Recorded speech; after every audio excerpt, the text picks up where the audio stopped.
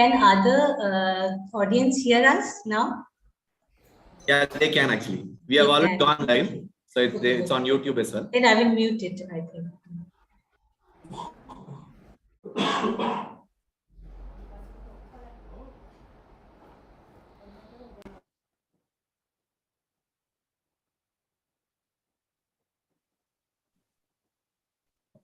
A very good morning to one and all present here.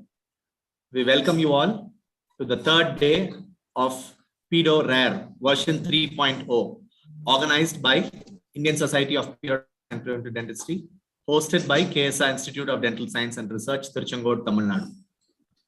We've had two good days of interactive sessions, and today we have the fifth session. The topic is Pediatric Endodontics. And amongst us, we have two eminent moderators. May I have the privilege to introduce the first moderator today, Virendra Goyal sir.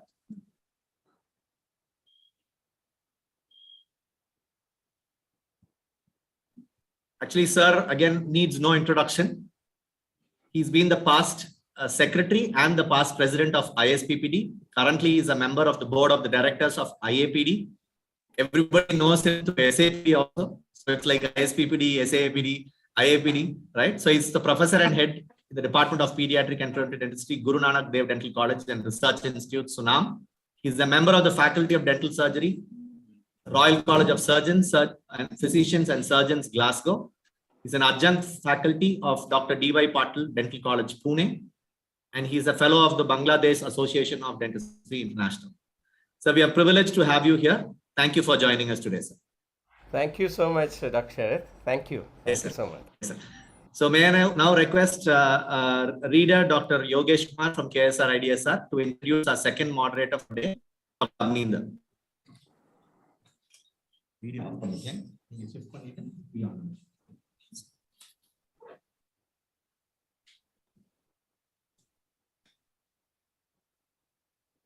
A very good morning to all present here. It's an honor to introduce the second moderator of the session, Dr. Avninder Kaur. She is at present the professor in the Department of Pediatric Dentistry, Bhojia Dental College, Himachal Pradesh. She did her graduation from Punjab Government Dental College and the post-graduation from the same institute. She has more than 21 years of teaching experience and more than 30 publications to her credit. At present, she is the president of IDA State Branch, Chandigarh. Welcome you, ma'am. Thank you so much, Sanjay.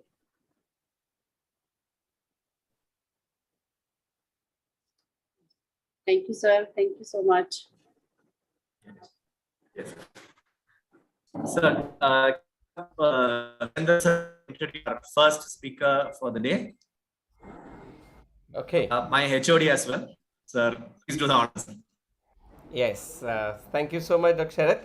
And first of all, let me convey my thanks to you and Dr. Geeta Priya, not as a speaker, especially as one of the organizer of PedoRare 3.0 2022 for organizing this event so wonderfully. And thank you so much.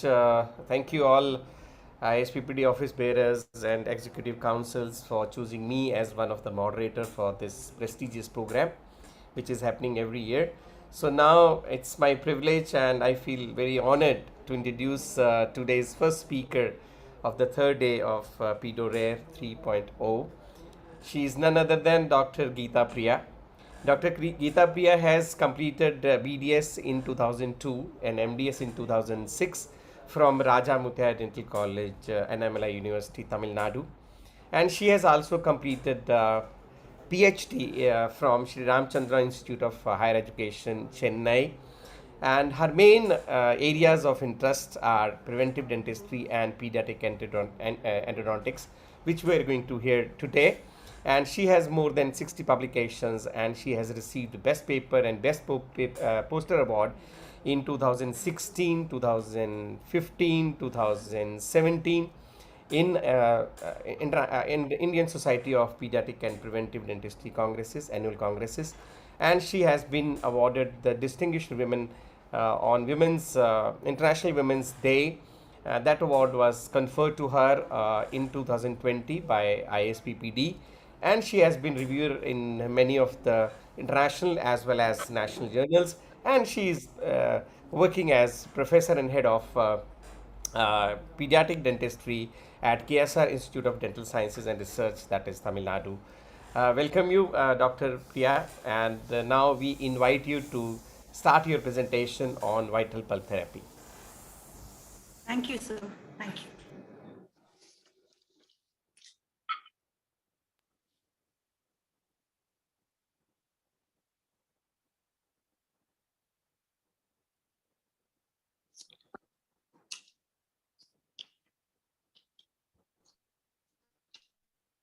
A very good morning to you all.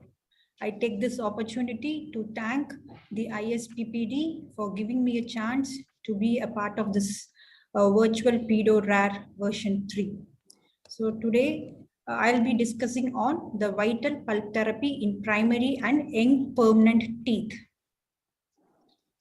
So the related questions you can expect from this topic are, you can have a classification of vital pulp therapies, and you can have questions on different materials used in managing vital pulp in pediatric dentistry. It can be like formocrystal versus glutaraldehyde, like comparison of different materials. You can have questions on controversies of materials like formocrystal and calcium hydroxide. And you can have also questions regarding the different techniques used in the management of deep dentinal caries. Say, for example, like interim therapeutic restorations or stepwise excavation. So you can expect questions like this. So moving on to my presentation. So before entering into the treatment modalities, I will just give a gist of information on the pulp. So we all know pulp originates from the ectomesenchymal cells of the dental papilla. It is an unmineralized oral tissue which has high vascular, lymphatic, and nervous supply. And the dentin and pulp are closely related because they originate from the same enamel organ, that is the dental papilla. So dentin, the pulp contains numerous undifferentiated mesenchymal cells and fibroblasts. This undifferentiated mesenchymal cells are said to be a multipotent, which means they have the tendency to produce new and different types of cells. So it's a very good article by Abbott. So as postgraduate students, you will have to refer this article where they have summarized different classifications given by different authors, which will help you all to diagnose or tell the status of the pulp clinically. So moving on to the pulp therapy, we have two broad classifications of vital pulp therapy and non-vital pulp therapy. So vital pulp therapy is done to maintain the vitality of the tooth. Non-vital pulp therapies or treatment procedures which are done in non-vital tooth to preserve the tooth in a non-infected state. So under vital pulp therapy, we have caries control, we have direct and indirect pulp therapy and pulpotomy. So let's see about caries control. It is an operative procedure involving multiple caries tooth with threatening caries. So it's like highly infectious and fast spreading caries. So what we have to do here is we have to treat the quickly we have to treat by removing the infected part of the tooth structure and medicating the pulp if necessary and restoring it with a suitable material. So caries control procedures can be done using glass ionomer cements.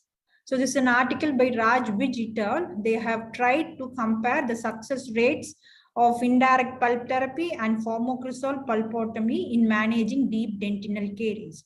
So they found that the indirect pulp therapy was found to be highly successful rather than opting for formocrystal pulpotomy in managing deep dentinal caries, and the success rate was much improved when they were initially using these caries control procedures. Next, we are going to see about the interim therapeutic restoration, ITR. So whenever we come across any challenges in providing restorative care for young children or children with special healthcare needs, or where circumstances that do not permit us to provide a proper traditional cavity preparation or a proper isolation or a proper restorative treatment, then we have to think of this interim therapeutic restoration.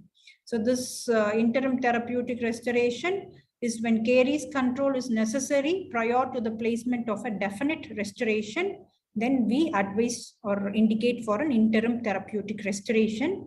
So we should not confuse this with atraumatic restorative treatment. Atraumatic restorative treatment is something indicated in places where there is no access for dental care. So this interim therapeutic restorative procedures involves removal of caries either using hand or rotary instrument with caution not to expose the pulp, and a proper restoration have to be given. Either it can be a glass ionomer or a resin modified glass ionomer cements. So Jordan et al. Have given a publication summarizing the different techniques or recommendations and terminologies advised in managing deep dentinal caries. So the first one was the non-restorative cavity control, which is also called as, it's a non-restorative or non-operative caries treatment, where slicing of the tooth is done. So this is also called a slicing technique. So on slicing, we are transforming the cavity to a self-cleansable form. Either it can be cleaned by a patient or the caretaker. The next technique is selective removal of dentin. So we all know whenever we have a dentin caries, you have zones of dentin caries. So the topmost layer is a soft infected dentin. The bottom is the demineralized leathery or the firm dentin. And what the deepmost layer is a hard or the sound dentin. So selective removal of soft dentin is advised pulpally, whereas the peripheral, the walls of the cavity are cleaned to hard dentin.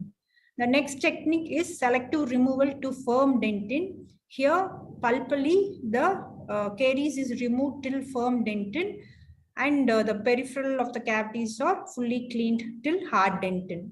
Next is the stepwise excavation. It is a two-step caries removal treatment. So here what happens is, first we selectively remove the soft dentin. Then a temporary material is being placed. Then after 6 to 12 months of follow-up, we re-enter the cavity, and the second appointment, we selectively remove the firm dentin and followed by a long-term restoration. This is called a stepwise excavation. Then we have a non-selective removal to hard dentin, which is usually not followed because it might expose the pulp. So stepwise excavation was found to be very effective for pulp preservation in deep dentinal caries where there is no symptoms of any pain or any symptoms of pulpitis. Moving on to the remaining dentin thickness. So remaining dentin thickness is the amount of dentin left over the pulp. So this acts as a protection to the pulp from insult. So less than 0.25 mm can injure the odontoblast. So at least 2 mm thickness of this remaining dentin is needed to have a proper pulp protection. So Murray et al. Have explained that the number of odontoblasts reduces as the thickness of the remaining dentin reduces. So 99% of the odontoblast gets lost when the pulp is being exposed. So we all know that as a protective mechanism, pulp forms tertiary dentin. So the tertiary dentin is of two types. One is the reactionary dentin and one is the reparative dentin. So now when is this reactionary dentin formed? So reactionary dentin is formed when the caries is small or a minor injury is caused because of caries. So because of a slowly progressing or small caries process, the stimulus caused on the pulp will make the odontoblast present in the pulp to form this reactionary dentin. Whereas in case of extensive, fast, rapidly progressing caries, which almost leads to the exposure of the pulp. In that condition, we'll be having a reparative dentin. So as I said in the previous slide, because of the pulpal exposure, the odontoblast gets destroyed. So what happens is the progenitor cells of the pulp will differentiate odontoblast-like cells. So this odontoblast-like cells produces this reparative dentin to protect it from the insult. So to tell it in simple words, indirect pulp capping will lead to the formation of reactionary dentin, and direct pulp capping will lead to the formation of reparative dentin. Indirect pulp treatment. So it is a procedure where a small amount of caries dentin is retained in deep areas of the cavity excuse me, to avoid exposure of the pulp, followed by a placement of suitable medicament and restorative materials that seals off the caries dentin and encourages the pulp recovery. So the other terminologies used to indicate this indirect pulp treatment are rest treatment or remineralizing dentinogenesis. So Call in the article of in Pediatric Dentistry 2008 has explained the importance of indirect pulp capping. So we are advised to stay out of the pulp and don't enter into the pulp unnecessarily, and do not do a tooth which has been having an exposed pulp due to caries should never be indicated for a direct pulp capping or a pulpotomy. Rather than the pulpectomy procedures have to be considered. So indirect pulp therapy was found to be having lower cost of treatment, has high success during long-term procedures, and has a better exfoliation pattern and better success in case of managing reversible pulpitis rather than going for pulpotomy. Moving on to the materials, so the first material is a calcium hydroxide, which is a material of choice for indirect pulp capping. So we all know that it is of a high alkaline pH of around 12 to 12.4. So this high alkaline pH contributes to the antibacterial action, and the hydroxyl ions that is being secreted or given out during setting reaction, all these contributes to the bactericidal action. It comes in a two-phase system with a catalyst and a base. So many authors have studied various materials in managing vital pulp, like calcium hydroxide. Studies are on steroids. Then you have studies on cyanoacrylates, collagens, bonding agents. Then you have hydroxyapatites being used. Then you have mineral trioxide aggregates, GICs, lasers, growth factors, and Theraca-like materials have been advised in managing vital pulp. So moving on to the direct pulp treatment. So it is defined as a procedure in which the exposed vital pulp is covered with a protective dressing material directly over the site of exposure in an attempt to preserve the vitality. So whenever we talk about direct pulp capping, and especially in managing primary teeth, the first thing comes to our mind is we know that it is being contraindicated to do a direct pulp capping in primary teeth. So what are all the reasons for it to be contraindicated? So the first reason is localization of infection and inflammation in primary teeth is poorer. So whenever an infection like dental caries occurs, so we all know dental caries is not a one-day process. It takes months and years to reach the pulp. So here what happens is because of a wide apical foramen in primary teeth, there will be an abundant blood supply to a primary teeth. So because of an increased blood supply, the infection also spreads easily through the blood supply. So faster inflammatory responses are seen. So poor localization of infection will lead to the failure of direct pulp capping. The second point is the primary pulp are rich in cellular content, which might also be responsible for poor localization of infection. So the third point is the primary pulp, the pulp of primary teeth contains some amount of odontoclasts present inherently. So to bring out physiological resorption, some amount of odontoclasts are already present in the pulp of healthy pulp of primary teeth. So on direct pulp capping procedures, these undifferentiated mesenchymal cells, this pre-odontoclasts gets activated and are converted to this odontoclast, causing internal resorption. So three main reasons which leads to the contraindication of direct pulp capping in primary teeth.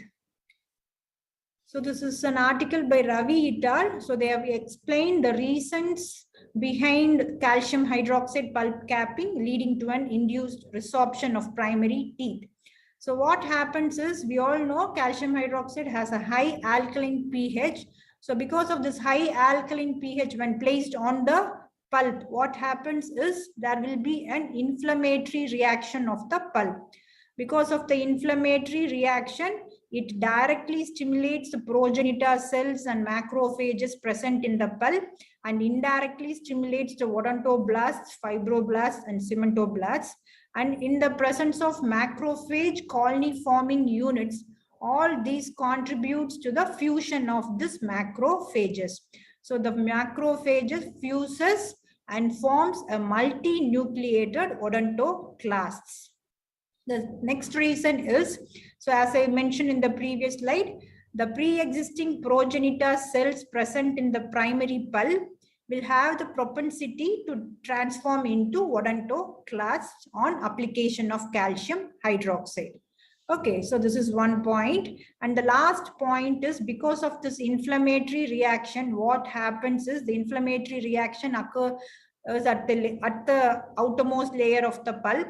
So this causes destruction of pre-dentin. So once the pre-dentin is destroyed, it exposes the mineralized dentin to the action of odontoclasts. So all these four factors will contribute or induce resorption of primary teeth. The American Association of Pediatric Dentistry has advised that or recommended the use of mineral trioxide aggregate and formocresol pulpotomy to have a moderate quality of evidence in the success of managing vital pulp therapies. And the panel recommended against the use of calcium hydroxide as pulpotomy medicament. Moving on to pulpotomy, it is defined as a complete removal of a coronal portion of the dental pulp, followed by placement of suitable dressing or medicament that will promote healing and preserve the vitality of the tooth. So you all should know the indications and contraindications for proper pulpotomy. So never do a pulpotomy for an irreversible pulpitis. There should not be any persistent toothache or any tenderness or any calcifications or any resorptions should be seen to indicate for a pulpotomy. So some conditions we come across, like we have a confusion whether this the status of the pulp is in a reversible or irreversible pulpitis. So in that conditions, we try to go for a clinically diagnosing methods, like the most commonly used method is achievement of hemostasis after pulp exposure. So in case if you are able to achieve hemostasis, then we think that the coronal, the radicular pulp is healthy and you can go for an pulpotomy. But in 2018, Mutley et al. Have published an article in Pediatric Dentistry explaining that achievement of hemostasis will not be used as an or cannot be used as an accurate assessment of pulpal inflammation. So in that study, they tried comparing two groups. One group where they were able to control bleeding, the other group where they were not able to control bleeding. So they took blood samples from the exposure site and also from the canal orifice and checked for the cytokines level. So why cytokines is, whenever there is any foreign body invasion or any infection occurs in our body, the monocytes and macrophages readily releases cytokines. So this cytokines, looking at the level of cytokines, we can check the level of the infections present. So they concluded from their study that there was no statistical difference between both the groups, and controlling bleeding at the exposure site did not provide any accurate assessment of the pulpal inflammation or the status of the pulp. So the results indicated that there is no direct relation between the bleeding at the exposure site and the pathological status of the pulp in the canal orifice. Next is the classification. So Ranley in 1994 has classified pulpotomy depending upon different treatment modalities. So the first one is the devitalization. So devitalizing the remaining pulp by mummification and sterilizing the root canal for and preventing it from further infection. So the materials used are formocrysol, electrosurgery, and laser. Next is preservation, preserving the maximum amount of vital pulp left using non-inductive methods. The materials used here are the glutaraldehyde, ferric sulfate, and MTA. The third technique is the regeneration. It is an inductive and reparative process where bone morphogenic materials have been indicated. There is something called mortal pulpotomy or a non-vital pulpotomy. So this is advised in cases where we come across difficulties in negotiating canals, or in patients where they lack cooperation to do a proper pulpectomy. So in that conditions, we use mortal pulpotomy using beechwood cresol. The most common pulpotomy technique followed is formocrysol. In 1904, there was a full strength formocrysol was used. Later in 1930, Sweet introduced the Buckley's formocrysol with 19% formaldehyde and 35% cresol with 31% water and 15% glycerin. So the most common concentration used is the 20% formocrysol. So to prepare 20%, we have to mix 3 parts of glycerin with 1 part of sterile water. So to this sterile water and 3 parts, the 4 parts, we have to add 1 part of Buckley's formocrysol and mix thoroughly to get a 20% concentration. So the action of formocrysol is it acts as a fixative, has a fixative property. That is, it has a reversible fixation and prevents tissue autolysis by binding to the proteins of the pulp. So it mummifies, devitalizes the pulp present in the radicular portion and sterilizes the radicular pulp tissues completely. Masler and Mansukani has explained the different histological zones after this formocrysol pulpotomy. So at 7 to 14 days, we have 3 distinct histological zones seen. So one is the eosinophilic zone of fixation. Next is the pale, followed by pale staining zone of atrophy. Then we have a zone of inflammation extending apically. So after 1 year, when they tried taking the histological sections, they found that there was progressive apical movement of these zones. This was because formocrysol is a very small particle size. So they tried regressing apically into the most apical area. Then you have 2-stage devitalization pulpotomy procedures using paraformaldehyde pastes. Then moving on to the electrosurgical pulpotomy advised by Mack and Dean in 1993. So it's a non-chemical devitalization procedure. And here what happens is a high intentional passage of high frequency current over the tissues. So what happens, it carbonizes the tissue and produces heat, which gives an antibacterial effect. This produces a coagulative necrosis over the surface of the pulp. Then we have lasers. So use of lasers in pulpotomy was first published by Soji et al. And later many authors have come up with different soft tissue lasers.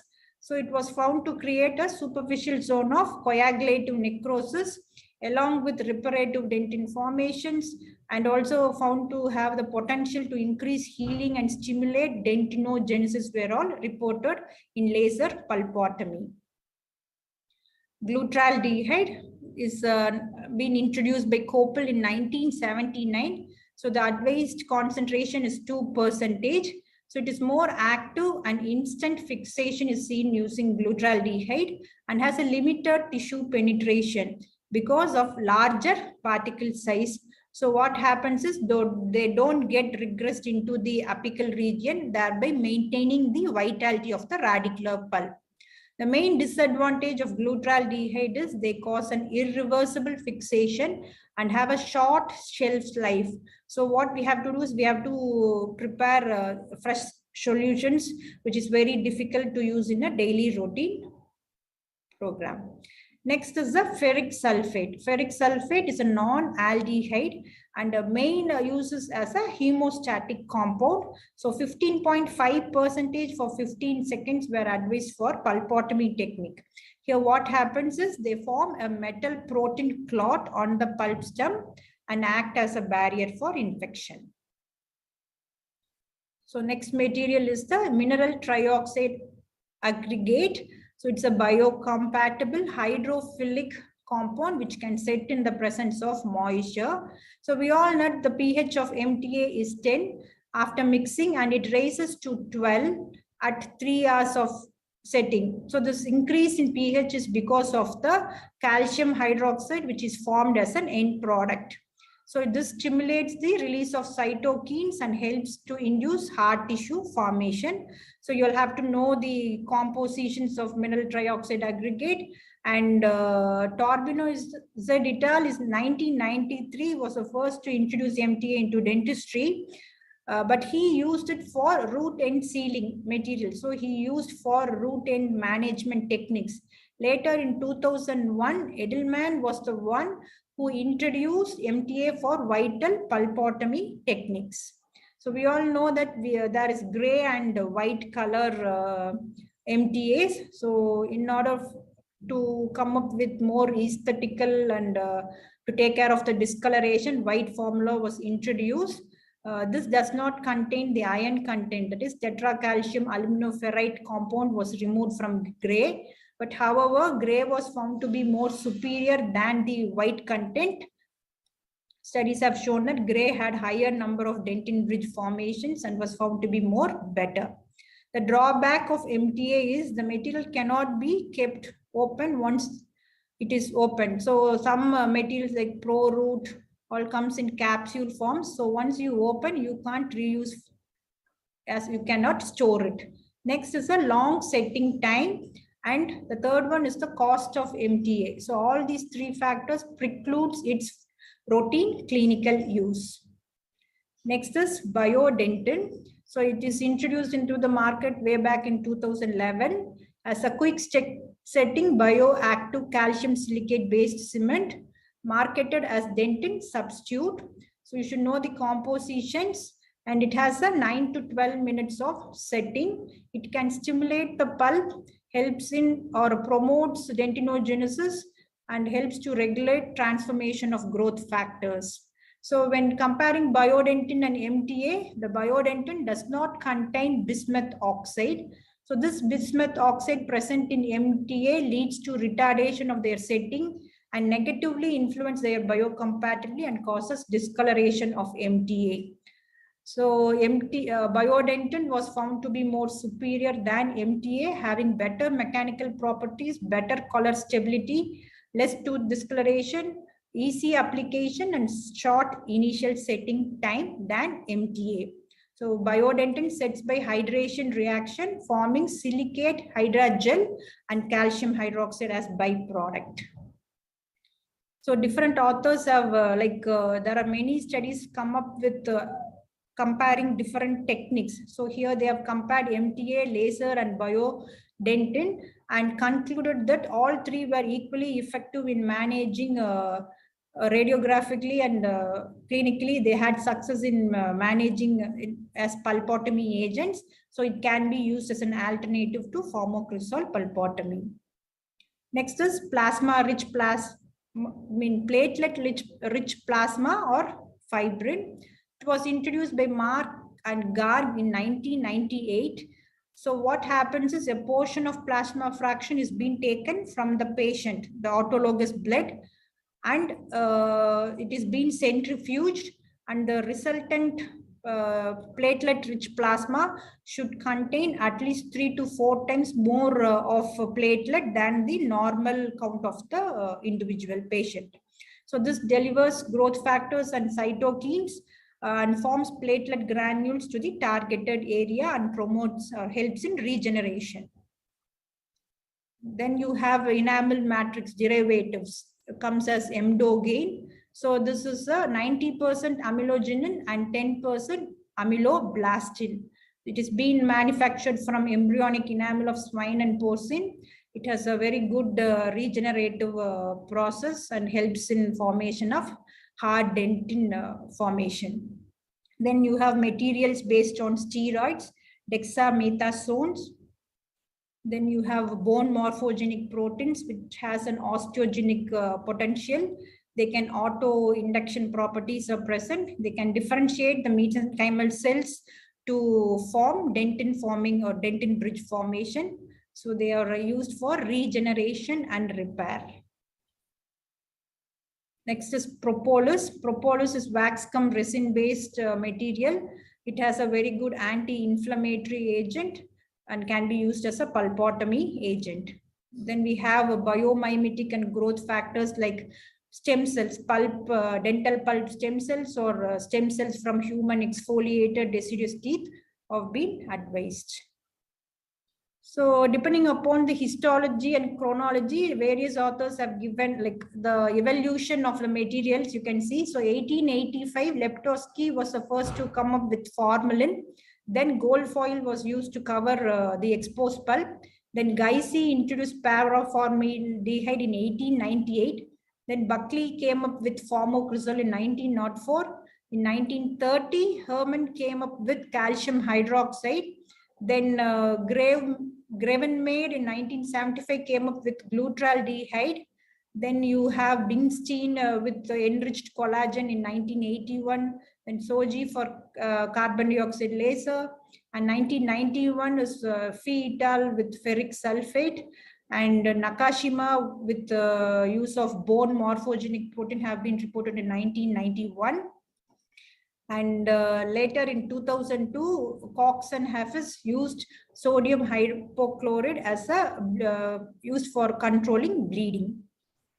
So moving on to the vital pulp therapy in young permanent teeth, it's almost similar to that of being done in vital pulp therapies of primary teeth.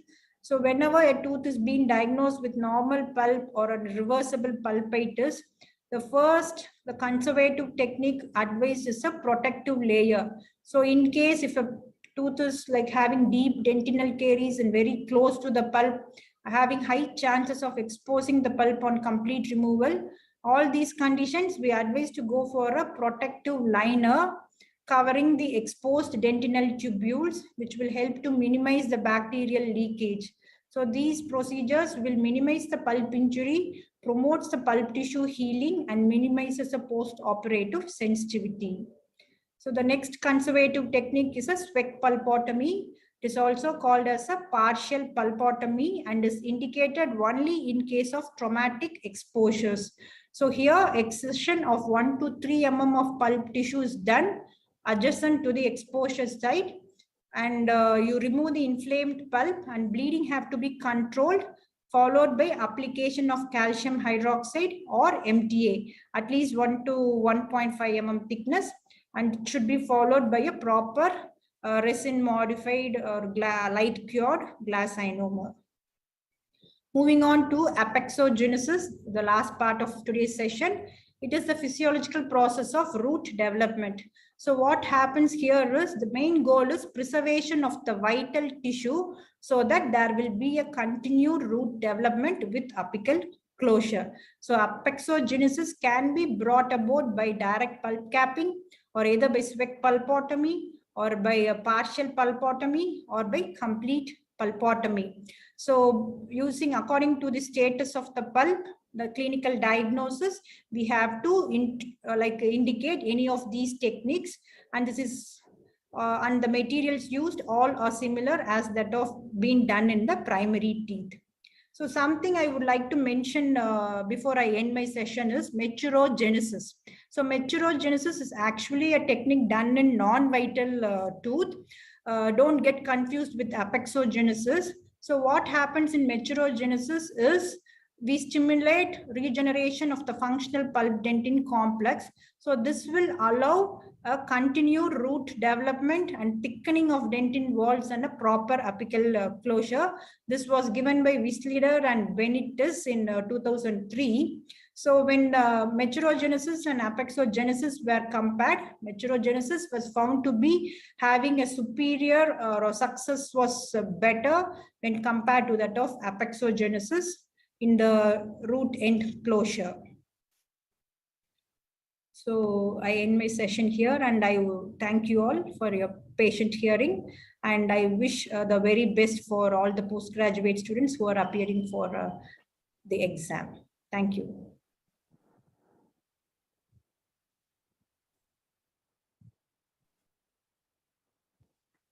Thank you, ma'am. Thank you for a very nice presentation and very elaborate one with the, you have covered all the recent advances in it. Thank you, ma'am. Thank you.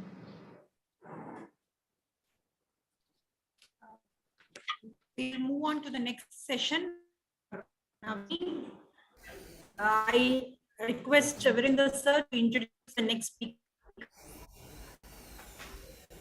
Thank you so much, Dr. Geeta. It was a wonderful presentation. You included almost all the aspects of deep caries management and pulpotomy, then different materials, and we will certainly take up the questions after the end of at the end of this session. And now I feel honored to introduce our next speaker. He is one of the most humble, soft-spoken, the person with very few words, but with lots of action. He is none other than Dr. Naveen Manuja. Dr. Naveen has done his BDS from Mangalore and MDS from DAV Dental College, Yamuna and his main areas of interest are traumatology, dental adhesives, and pediatric endodontics. And he has more than 65 publications in national as well as international journals. And he has been very active in ISPPD. He has been executive council member in 2016 and then 2019, and he was there for 2 years.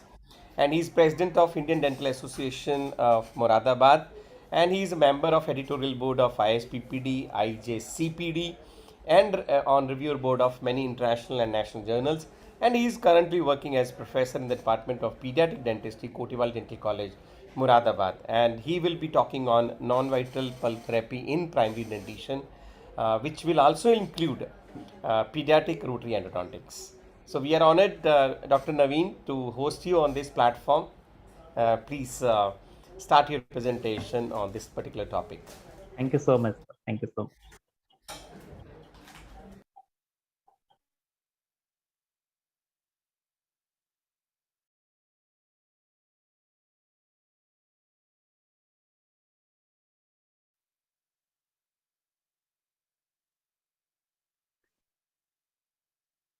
Good morning, everyone.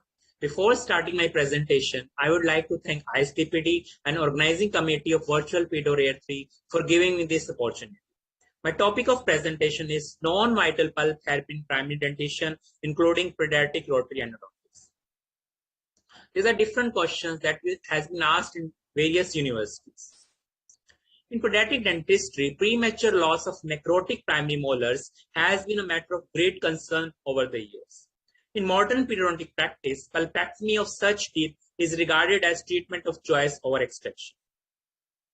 As we all know, pulpectomy is the complete removal of necrotic pulp from the root canals of primary teeth and filling them with an inert resorbable material so as to maintain the tooth in dental arch. Pulpectomy is indicated in conditions where there is presence of irresolvable pulpitis, necrobiosis, pulp necrosis, pulpless infected root canals, and some degenerative changes like internal resorption. Patients with irresolvable pulpitis give history of lingering pain. There is also presence of spontaneous pain, which may wake the patient at night, and this condition becomes worsened when the patient lies down. The tooth with necrobiosis has both inflamed and necrotic pulp tissue. The necrotic tissue may be in the cornal portion of the pulp with the inflamed tissue apically, or the different tissue states may exist in the different canals of a multi-rooted tooth. A tooth with a necrotic pulp does not respond to cold or lactic pulp test. The presence of a necrotic pulp may be discovered only by chance because such a tooth is asymptomatic. In the later stages of necrosis, necrotic pulpal tissue is ingested by bacteria, which renders the tooth pulpless. So there is presence of tendon percussion, and also there is periapical radiolucence. These are the contraindications of pulpectomy in primary teeth. Now, for proper diagnosis, in addition to history, clinical and radiographic examination, pulp test may also be required. The pulp contains two types of sensory nerve fibers. They are myelinated A fibers and unmyelinated C fibers. The relatively late appearance of A fibers in the pulp may help to explain why the electric pulp test tends to be unreliable in young. A delta fibers are myelinated and they are fast in conduction. They are located in the region of pulp dentin junction and they elicit sharp and pricking pain.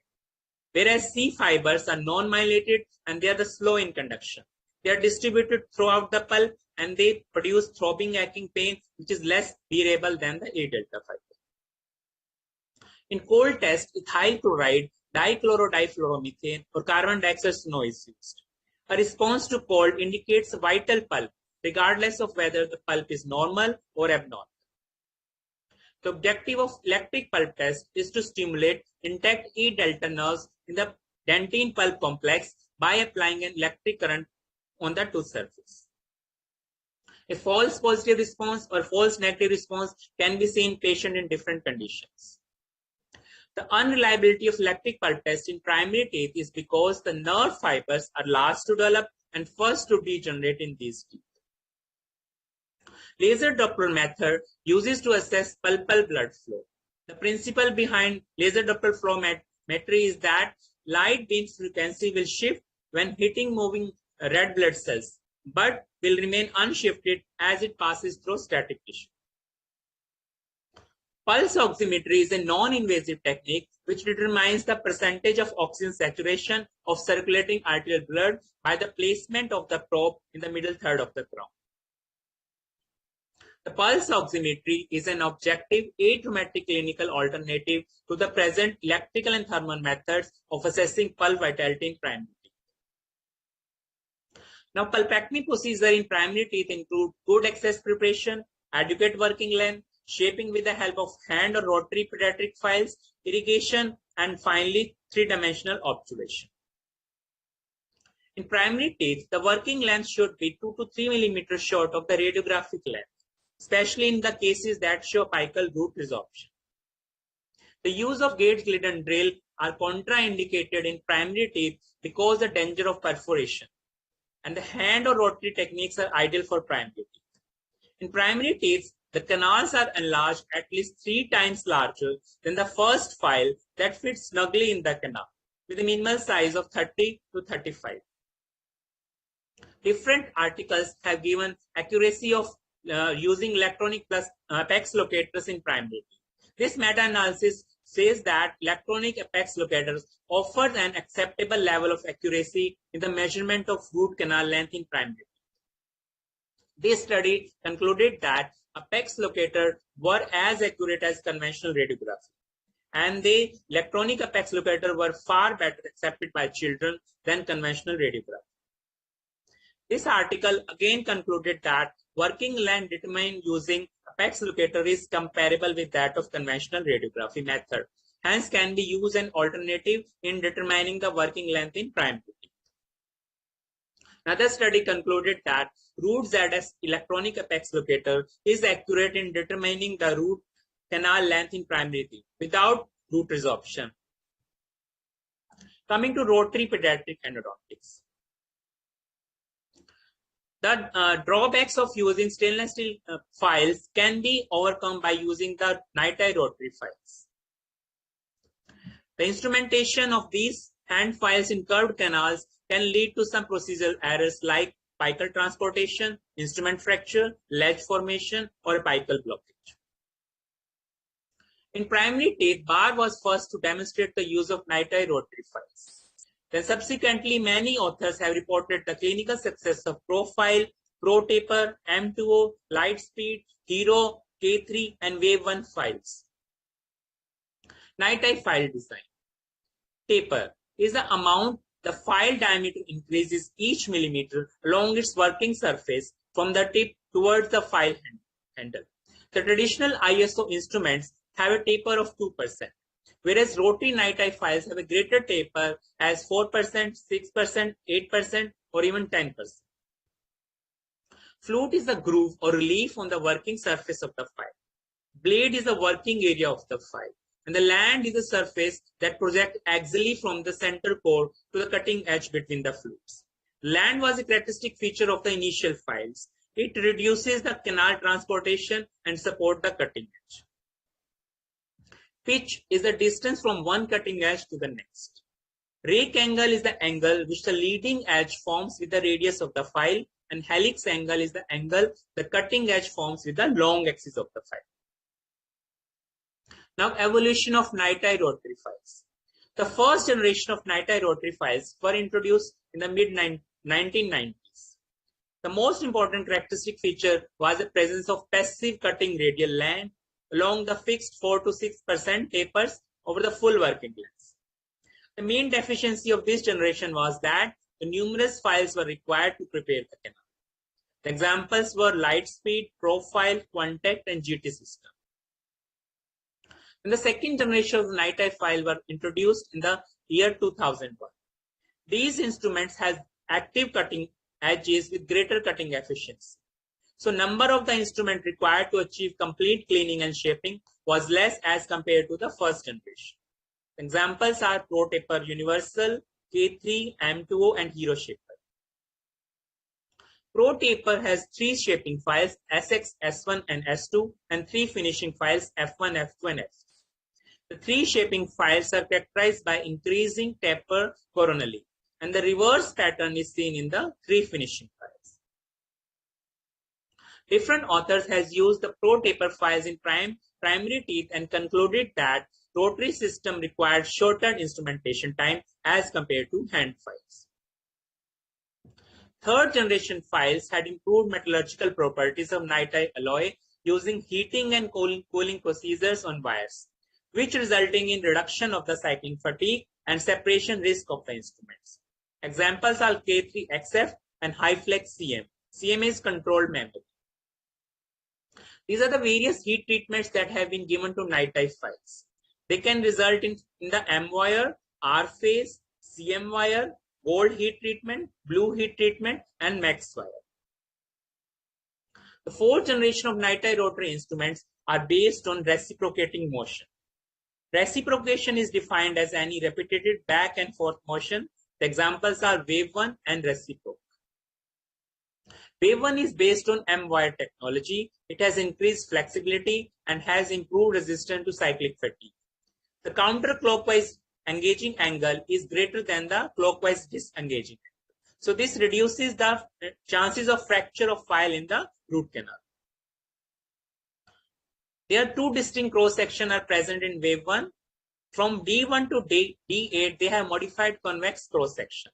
And from D9 to D16, they have convex triangular cross section. Wave 1 files are present in small for the fine canals, primary for majority of the canals, large for the large canals. The 5th generation, the efficiency of canal shaping has been improved by the offset design.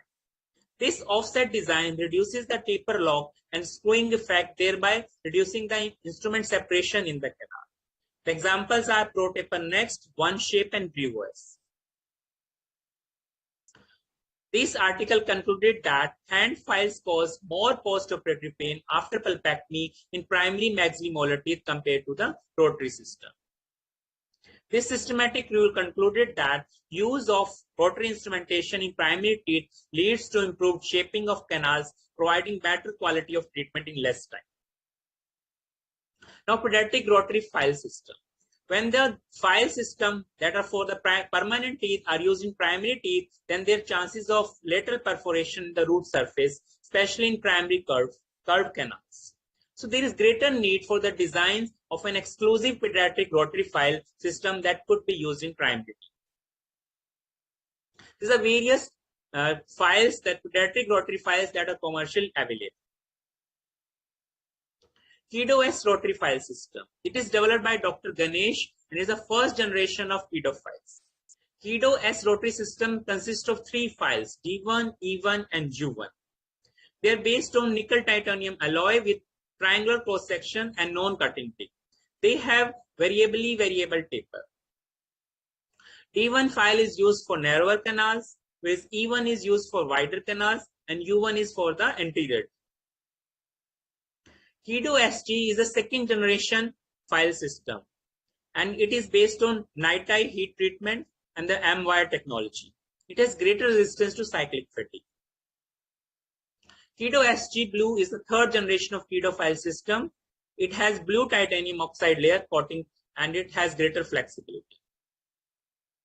PedoS Square is a fourth generation of pedo file system and is the first exclusive single pediatric rotary file system. It has 2 files, A1 and P1. A1 is used for anterior teeth and P1 is for the posterior teeth. And it is also based on variable taper. This study concluded that PedoS Square files resulting in better conservation of tooth structure, superior tapering ability, and least instrumentation time compared to hand K and H files. Pediatric rotary files had a better cleaning efficacy as compared to H files at coronal and apical third of the root canals. This systematic review concluded that there was no significant difference between reciprocating and rotary nitide instrument used for root canal preparation in primary. Another file system is ProF Baby Gold by Dr. Nilesh Rathi. It consists of file system, 5 files, and it is based on nitide CM wire with heat treatment. This study concluded that Pro Taper Next and ProF Baby Gold files showed better cleaning efficacy at the apical third. K file had the significantly highest instrumentation time compared to Pro Taper Next and ProF Baby files. Another file is Baby Blue files. They are also single file rotary endodontic system. They have durable blue heat treatment and they are present in 17 millimeter length. Next file is Pedo Flex rotary files by Nuendo. This file has a taper of 4% and they are available in 3 files of sizes 20, 25, and 30. Unexpected fracture of nitide rotary files during the root canal instrumentation still remains a serious drawback in clinical use. Fracture of rotary nitide instrument may occur as a result of cyclic flexure fatigue or torsional fatigue. So some clinical safety guidelines for the use of nitide rotary files are: never start or stop inside a canal. You should never force a rotary file at any time. Should recapitulate frequently with a hand file. Frequently inspect the file flutes. Clean flute each time the file is removed from the canal. You should follow good irrigation protocol and do not overuse the file. Now, root canal irrigation is the ideal requirement of endodontic irrigant. Most commonly used irrigant in primary teeth sodium hypochlorite because of its antibacterial capacity and ability to dissolve necrotic and vital pulp tissue. 1 to 5% sodium hypochlorite solution can be used as irrigant in primary root canal. This produces hypochlorous acid and hypochlorite ion, which are responsible for the antimicrobial activity of the sodium hypochlorite. Sodium hypochlorite has certain drawbacks. It is cytotoxic. It do not remove the inorganic component, has an unpleasant taste. 17% EDTA, it functions by forming a calcium chelate solution with the calcium ion of dentin. So the dentin becomes more friable and easy to instrument. It removes the inorganic component and the recommended regimen for irrigation is 17% EDTA for 1 minute as a final rinse after sodium hypochlorite. Chlorhexidine digluconate is utilized as irrigate solution as well as intracanal medicine. It has a broad spectrum antimicrobial activity. and it is capable of electrostatically binding to negatively charged bacterial surfaces. The most important clinical characteristics of chlorhexidine is substantivity. So it has potential of preventing bacterial colonization of root canals for a prolonged period of time. It has certain limitations, like it lacks tissue dissolving ability, does not remove the smear layer, and when it is mixed with sodium hypochlorite, it can cause a precipitation reaction. Hydrogen peroxide is used between the percentage of 3 to 5%.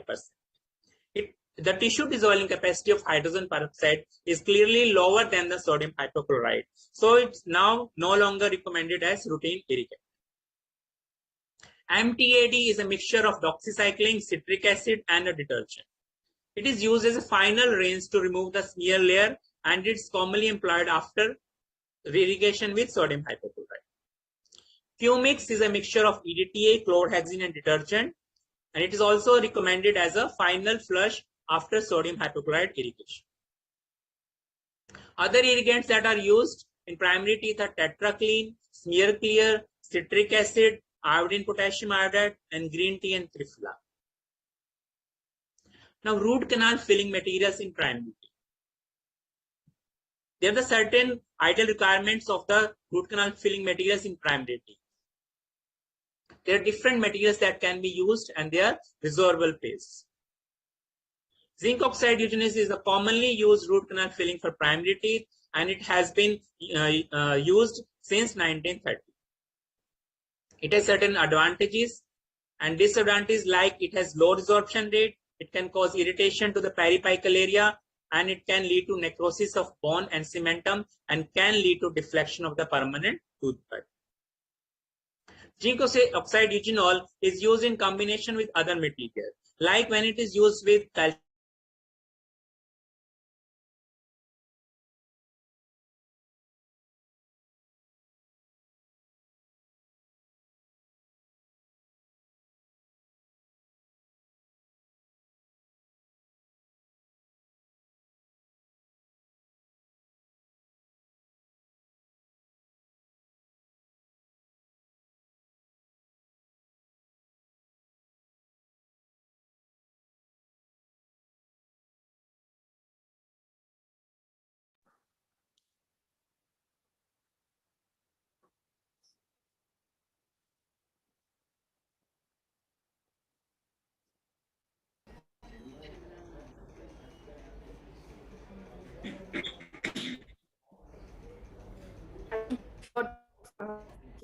Just few minutes, we'll just get back to you.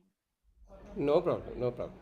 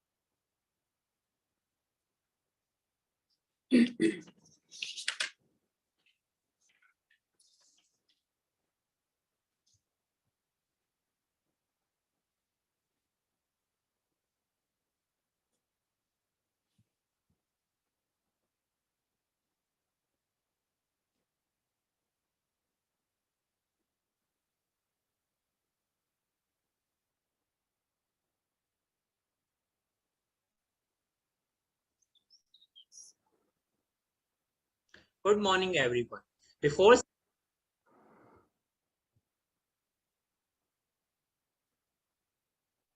hypochlorite has certain drawbacks.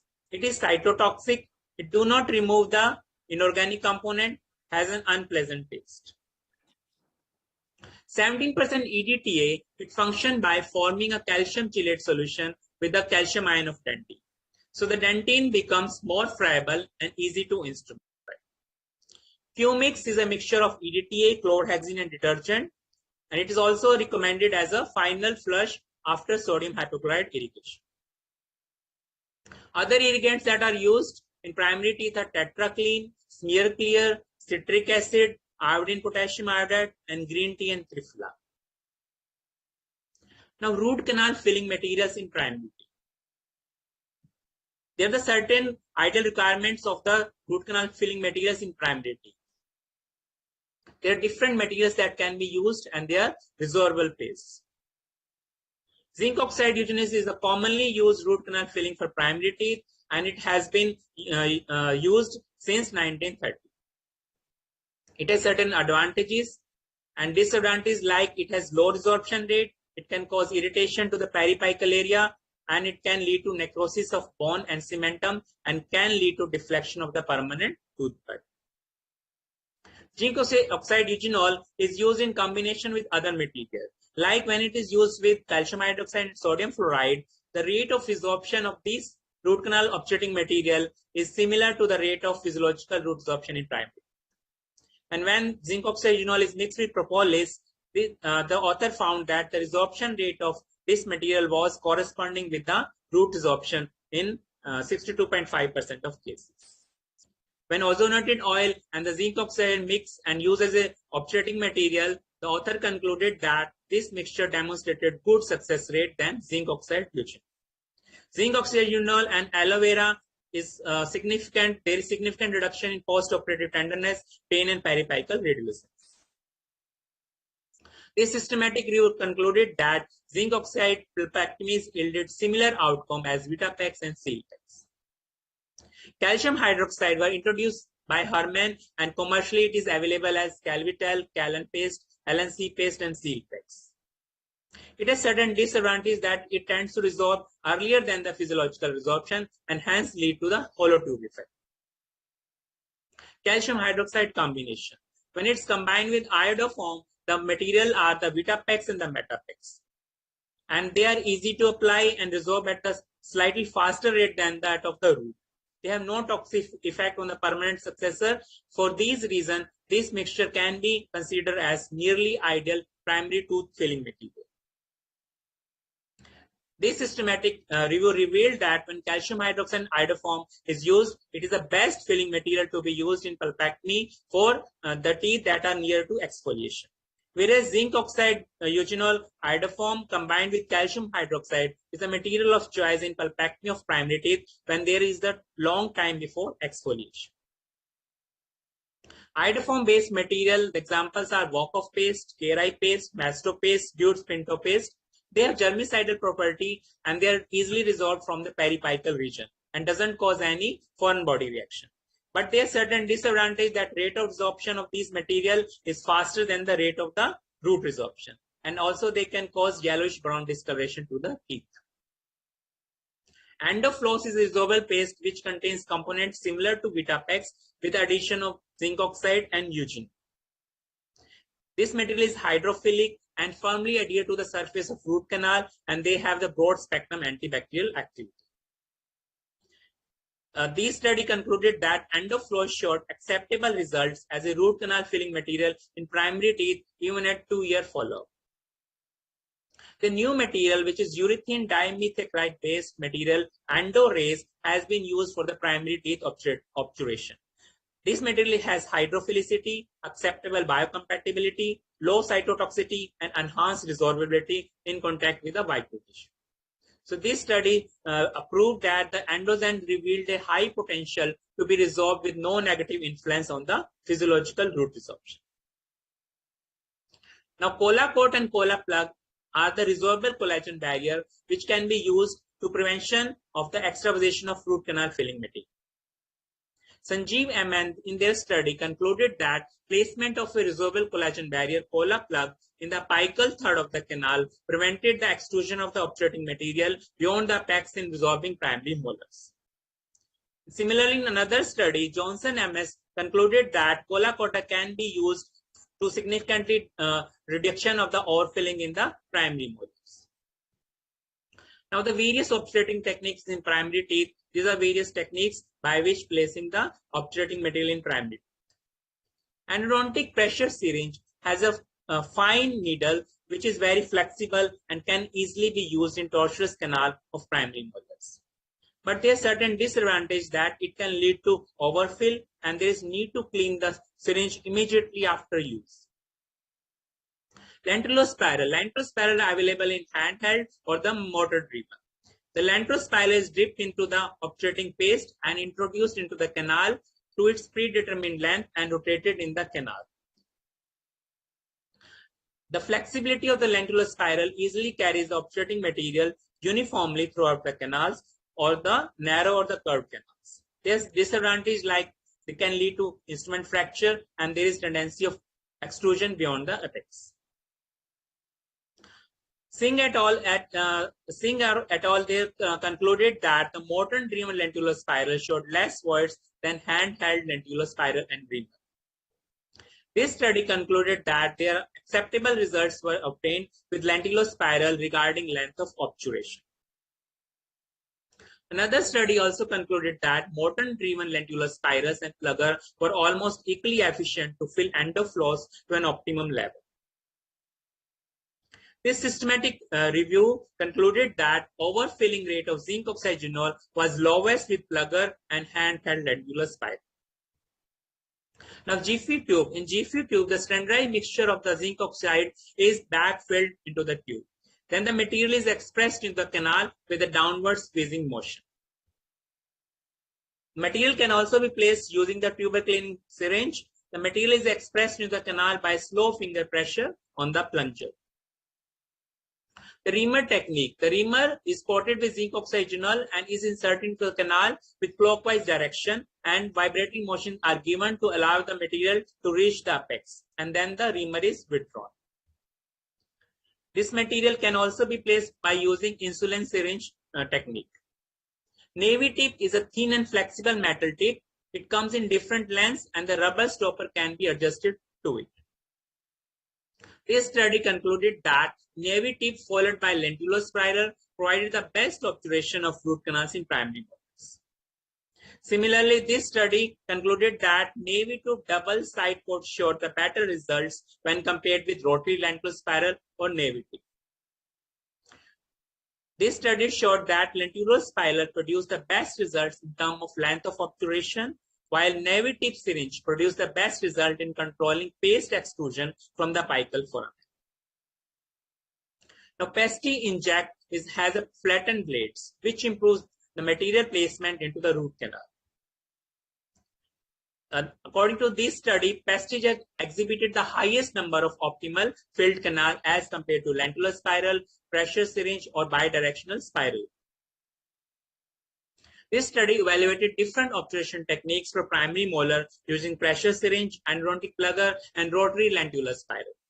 All techniques of primary root canal obturation showed good result regarding quality of obturation with no significant difference. Now, this study used ultrasonic activation with endoactivator, and they concluded that calcium hydroxide and iodoform calcium hydroxide with ultrasonic activation produced fewer voids, whereas zinc oxide group showed higher voids. Now, lesion sterilization and tissue repair is an endodontic treatment procedure that involves non-instrumentation of the root canals followed by placement of antibiotic mixture in propylene glycol or macrogol vehicle. This technique is indicated for primary teeth with irreversible pulpitis or necrosis. This was first developed by Hoshino and later on popularized by Takashige. Here the 3 antibiotic mixture of clindamycin, metronidazole, or ciprofloxacin is mixed with propylene glycol or macrogol, and then this is placed directly over the pulpal floor. IEPD doesn't recommend the use of tetracycline because they can lead to the stain. When the tooth is to maintain for less than 12 months and exhibit root resorption, LSTR is preferred to pulpectomy. This systematic review concluded that LSTR performed better pulpectomies in case with preoperative root resorption, but pulpectomy result was superior when LSTR than LSTR when roots were intact. Now, this study showed that primary mandible molars showing signs of irreversible pulpitis, particularly those which were destined to have a poor prognosis, were successfully treated with LSTR.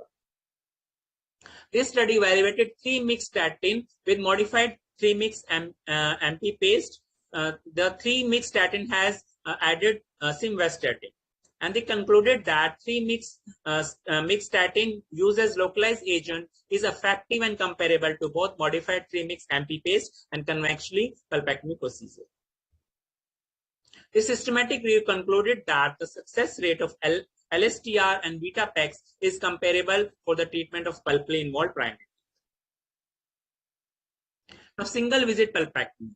This is carried out as an extension of pulpotomy procedure where hemorrhage from the amputated pulse stumps is uncontrollable, but the tooth does not show any periapical changes.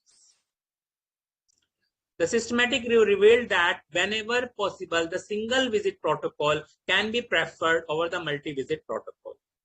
And another study concluded that single visit pulpectomy can be considered as a viable option for the treatment of primary teeth with apical periodontitis. So at the conclusion, I would like to say that successful pulpectomy in primary teeth starts with a proper diagnosis and require adequate access, thorough debridement using advanced pediatric rotary system, a good irrigation protocol, and 3-dimensional obturation. Night eye rotary files are definitely promising in pediatric dentistry because they save time, cause less fatigue to the dentist as well as patient, create a conical shape suitable for 3-dimensional obturation, and minimize the occurrence of procedural errors. Clinicians need to be aware of what have been the recent advancement in the night eye files, irrigation and obturation techniques so that they can make a wise decision, and thus the primary teeth which have been endodontically treated should last longer in the mouth. Thank you.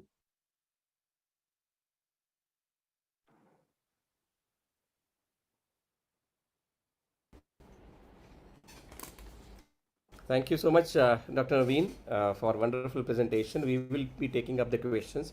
Although you have already covered pulpal status, about the pulp electrical test, then apex locators, root canal instruments, type of root canal instruments, rotary endodontics, obturating materials, irrigating solutions, obturating techniques. So almost you have covered all the aspects of pediatric endodontics, especially the non-vital pulp therapy. And I request all the attendees, all the postgraduates and faculty members to post your questions in Q&A session, because in the chat section it becomes difficult for us to find out the questions. So we request you to post only in the Q&A section, which is there on the bottom line of your Zoom screen. So, and over to Dr. Avninder now. Thank you, Dr. Vridhar. Good morning, everyone. First of all, I would like to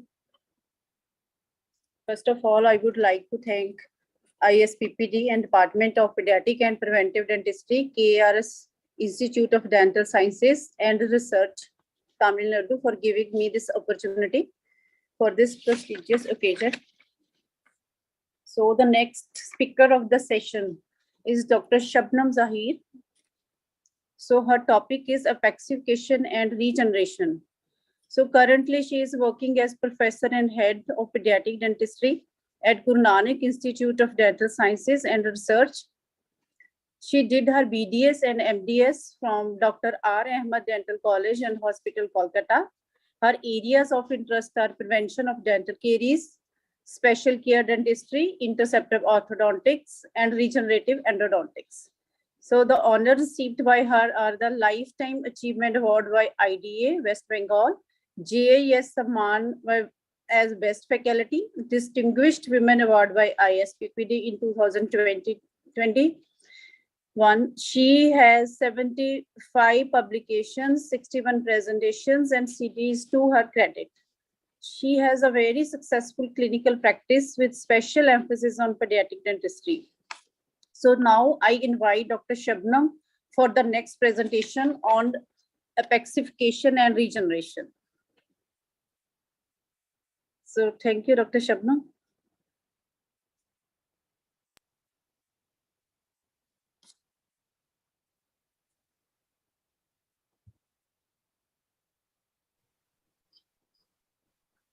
Good morning, everybody. The topic of my today's presentation is epixification and regenerative endodontics. And it's a very important topic for final PGT who are going to attend their final MBS examination.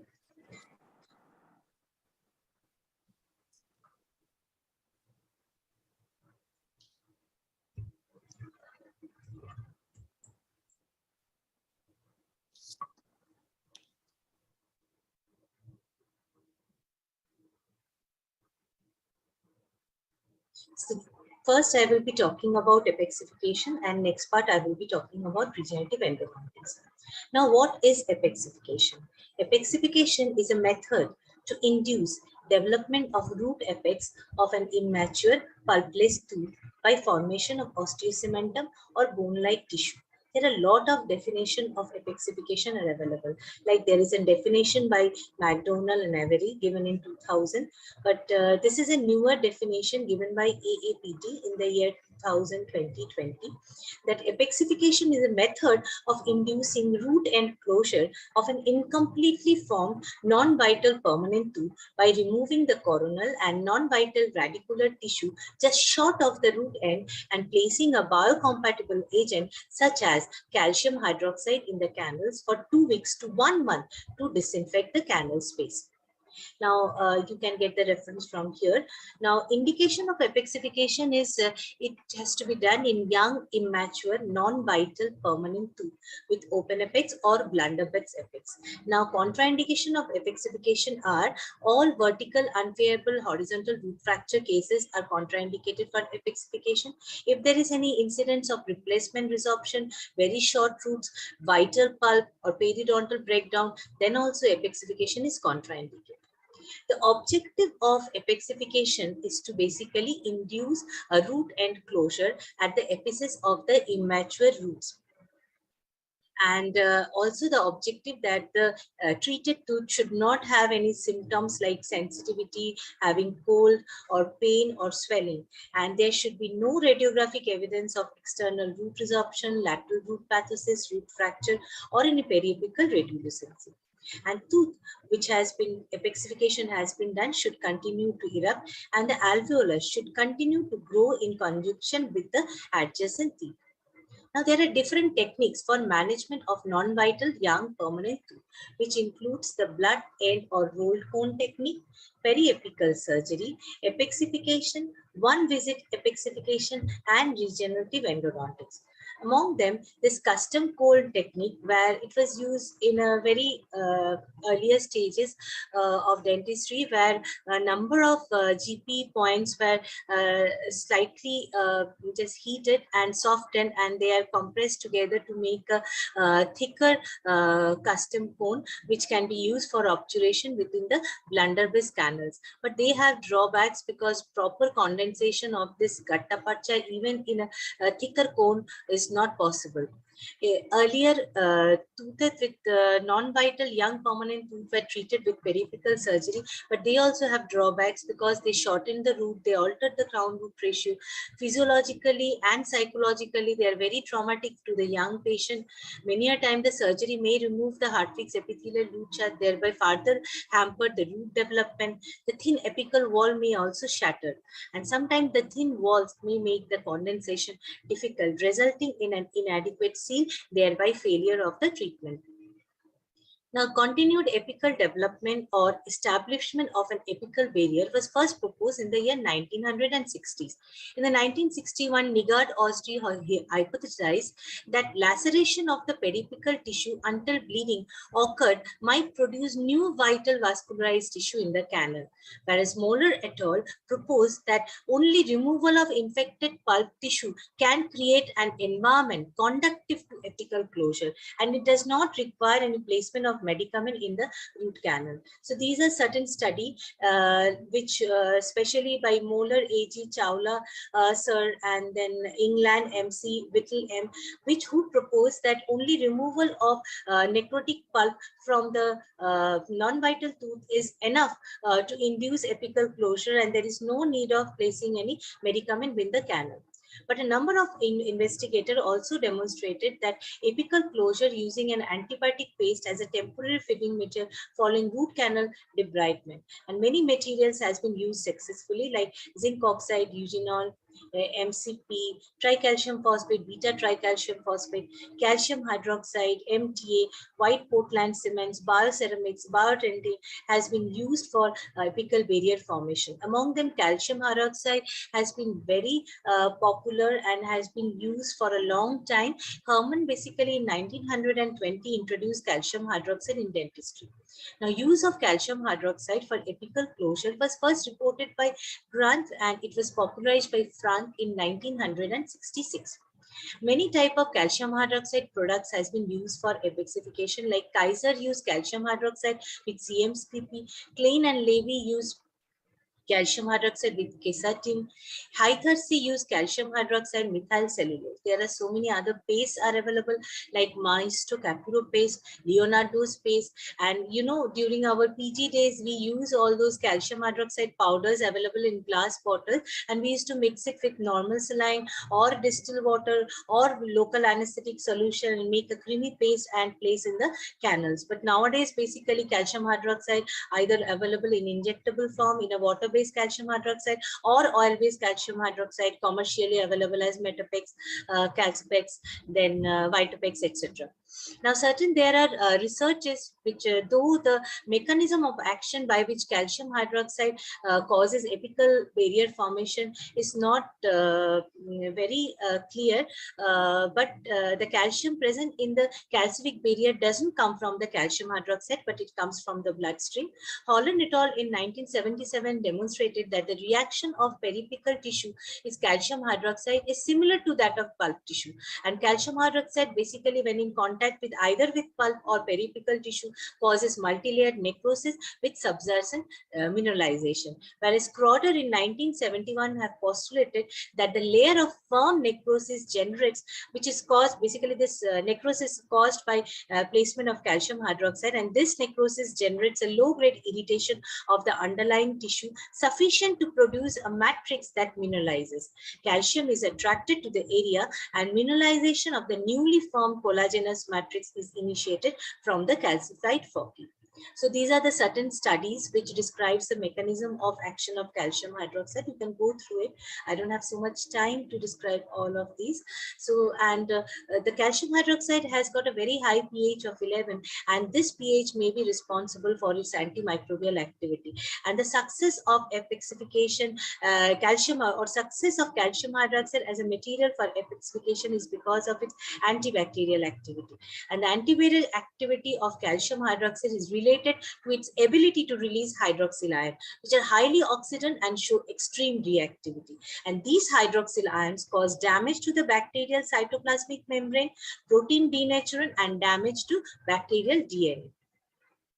Now, there are a lot of studies regarding the characteristic of apical barrier formed by calcium hydroxide. Now, Ghosh et al. In 1987 mentioned that the hard tissue barrier formed by calcium hydroxide like a cap or a bridge or like an ingrown wedge, and it may be composed of cementum, dentin, bone, or osteodentin. And there are so many other studies where they mention that they produce bone-like material on the inner walls of the canal. Now, there are controversies regarding how often the calcium hydroxide dressing in the root canal has to be changed while performing epixification. Chawla et al. In 1968 suggested, even Chosak et al. In 1972 suggested that it is sufficient to place one calcium hydroxide in the canal and only wait for radiographic evidence of barrier. Whereas Abbott in 1998 points out that regular placement of the dressing allows clinical assessment of the barrier formation and may increase the speed of breach formation.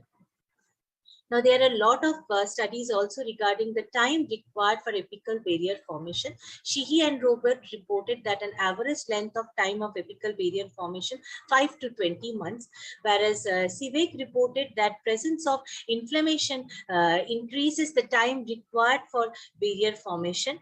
That whereas Clare and Barr found that in the presence of symptoms, the time required for apical closure was expended approximately 5 months to an average of 15 months. apex. So inflammation or periapical inflammation associated with the apex, size of the apex, the stages of tooth development which may govern the time required for the apical barrier formation. Though commercially they are available as either water-based calcium hydroxide or they are available as oil-based calcium hydroxides.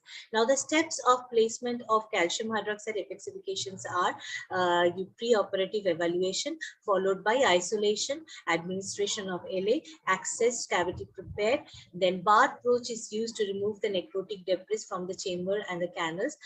Irrigation are done very judiciously, and many a times side bend needles are used so that you don't force the irrigating solution, maybe when you are using 1% sodium hypochlorite periapically and causing accidents of hypochlorite injury, and followed by working length determination. Minimum of circumferential enlargement is done because the walls are already very thin.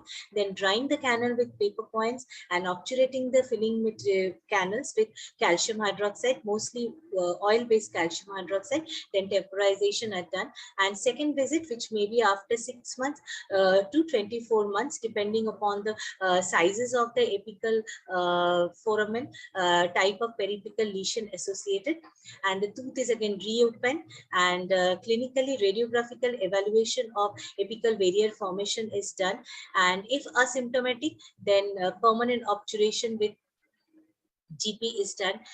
Many a time when second sitting, when you open the access cavity and evaluate whether an apical barrier is formed, it is always advisable to use a paper point rather than using a file, because if it is on the verge of formation, you may disrupt it or break it if you use a file. So it's better to use a paper point. If the end of the paper point has got blood, that means the apical formation is not completed. But if the tip of the paper point has scattered, that means already it has scattered because an apical barrier has already been formed. So obturation is done once apical closure is achieved, and access cavity filling is done. Apical development is mostly monitored by comparison of pre-operative and post-operative radiograph.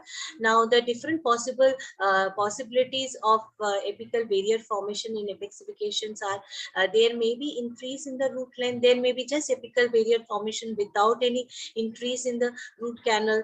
There may not be any radiographic evidence of apical closure, but there is a clinical evidence of apical closure, or there may be definite apical closure with the minimum recession of the root canal. Many a time the calcification occurs at the apex, sometimes it occurs coronal to the apex, and many a time there is apical calcification along with root growth, and sometimes there is also dystrophic calcification which may occur even in the middle third of the root or the cervical third of the root, apart from the apical closure. So this is one case where successfully it shows calcium hydroxide apexification, where at the end of they can show there is a wide open epixis has been apical barrier has been formed by a single calcium hydroxide dressing. But the disadvantage of apexification using calcium hydroxide are that it requires a long time.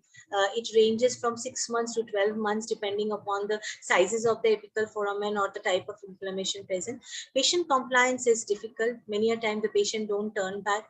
And another problem is the temporary seal may come out and the reinfection may occur. So this problem can be prevented by doing one visit apexification. So one visit apexification is the non-surgical condensation of a biocompatible material into the apical end of the root canal.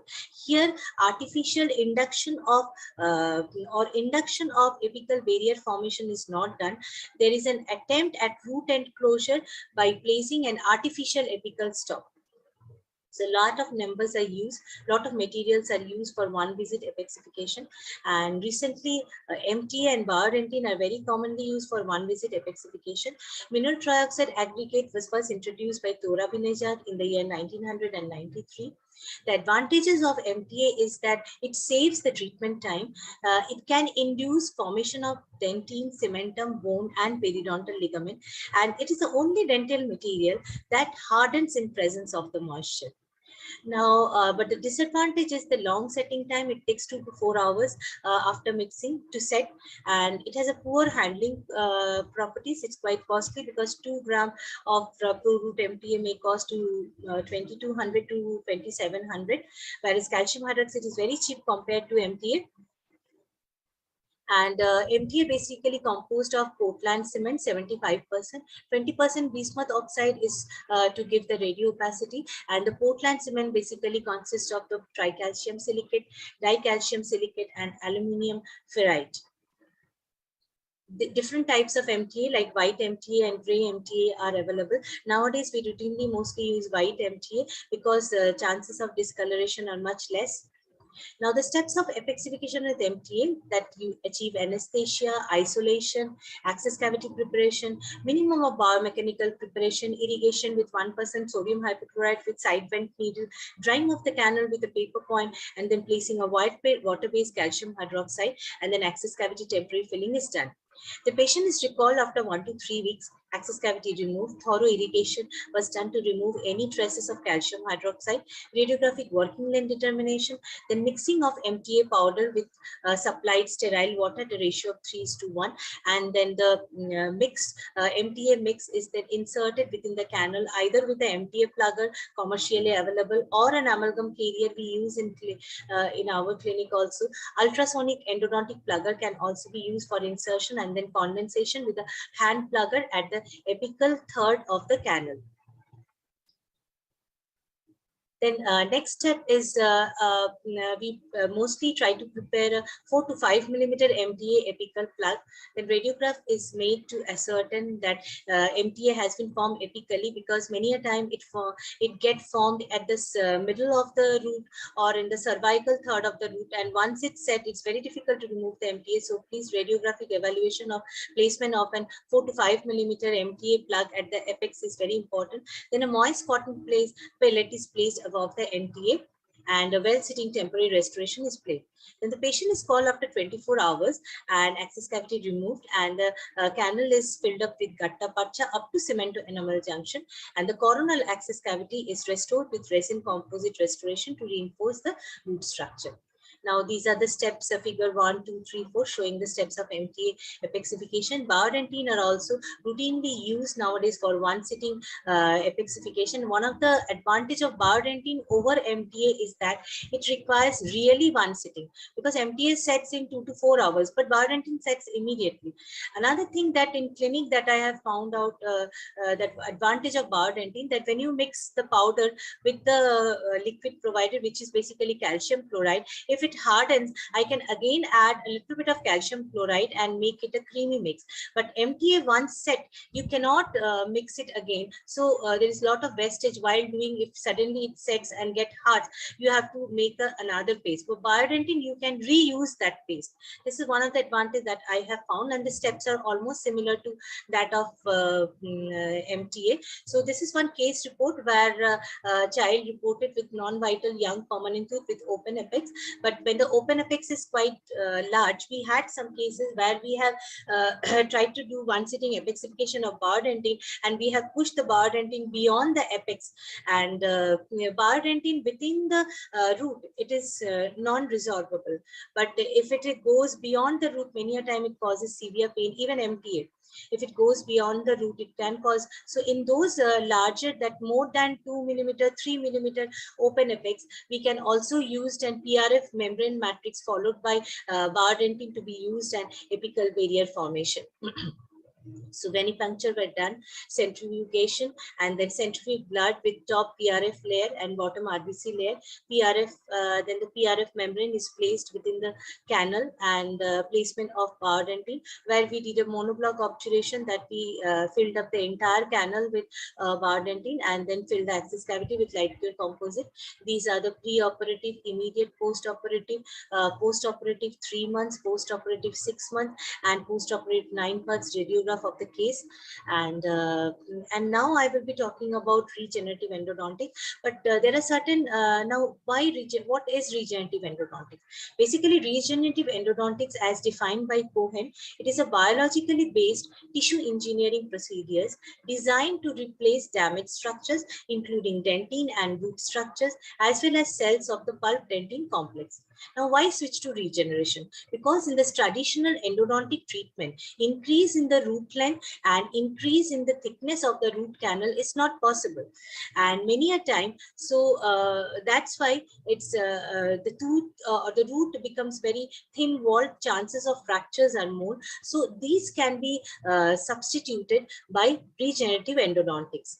Now, history of regenerative endodontics, Feldman proposed that through biological principle of tooth therapy, regeneration of pulp might be achieved. And then Garvilov in 1957 demonstrated regeneration of dentine and cementum of tooth roots in dogs. And regeneration of pulp that has key to regenerative endodontic procedure was conceptualized by Osby in 1961. This is a very important study by Osby in 1961, who conceptualized regenerative endodontic procedure. And Iva et al. In 2001 described a procedure termed revascularization that resulted in thickening of root canal walls and continued root development.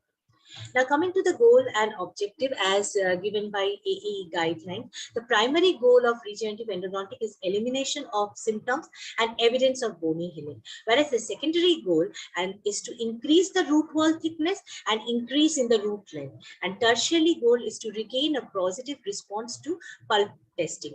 So many a time, if we don't achieve a secondary tertiary goal, still we don't tell that our regenerative endodontic treatment is failed if we achieve at least our primary goal.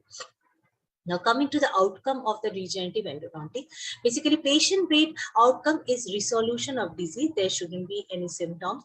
Clinician-based outcomes, there should be radiographic evidence of root development. There should be positive vitality response. Whereas scientist-based outcomes, that there should be a histologic evidence of complete regeneration. Now, the basic principle of regenerative endodontics is elimination of bacteria, ingrowth of new tissue, and prevention of bacterial reinfection with creation of bacterial tight seal. Now, the concepts of regenerative endodontic treatment is divided into two. One is tissue engineering technology, another is revascularization. Now, first I will be telling tissue engineering. It is defined as an interdisciplinary field that applies the principles of engineering and life sciences towards the development of biological substitutes that restore, maintain, or improve tissue function. Now, this tissue engineering has three components. One is scaffold, the second is stem cells, and third is growth factor. All three together in presence of nutrients will cause regenerated pulp dentin. Now, these stem cells basically are defined as clonogenic cells capable of both self-renewal and multi-lineage differentiation.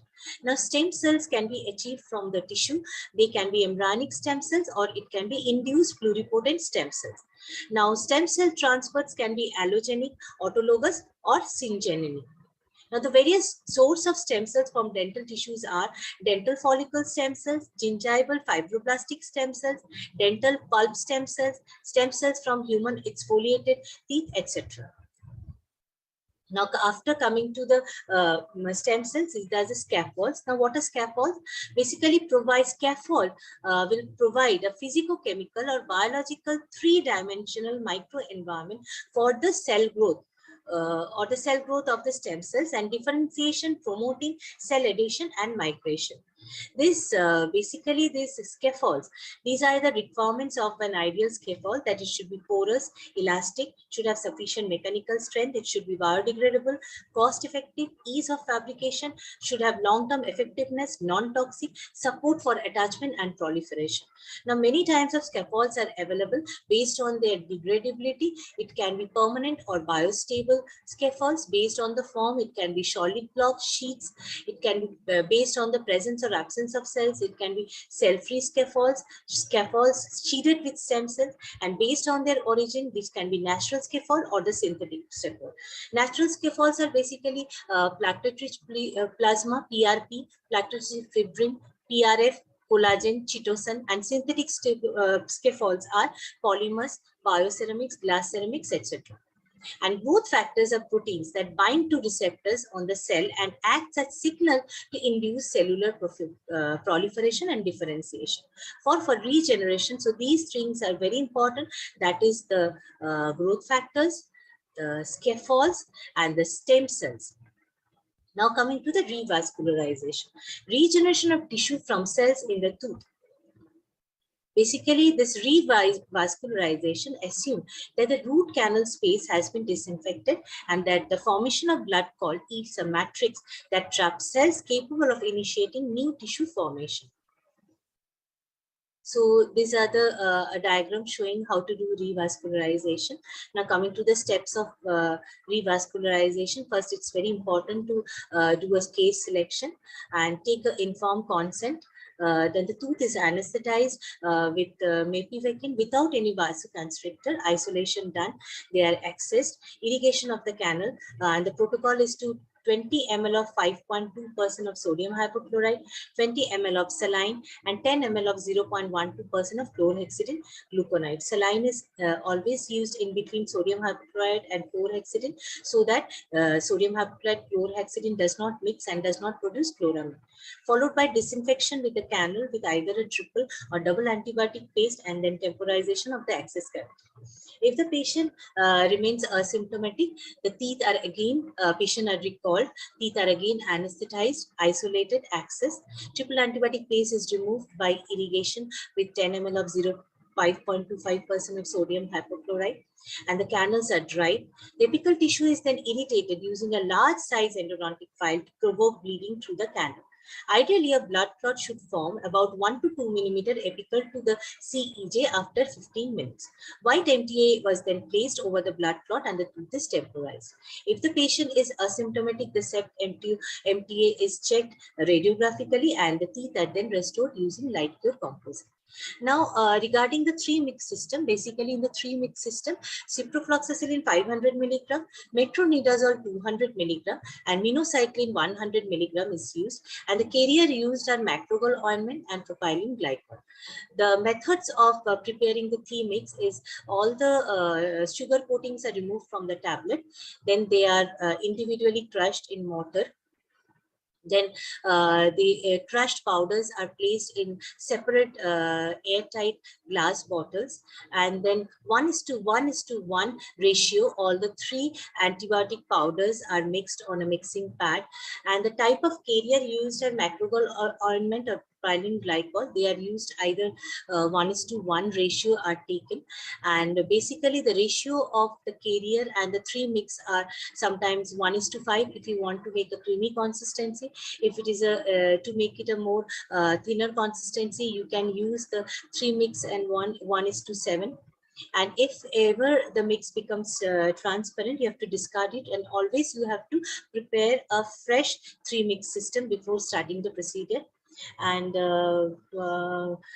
always antibiotics should be kept separately in airtight container. Macrogol ointment, propylene glycol also should be stored separately. If any mixture become transparent, discard it and use the preparation within 24 hours of mixing. And take-home message for revascularization, that clinicians should consider the use of anesthetic without any vasoconstrictor. Collagen matrix is many a time useful for controlled placement of MTA.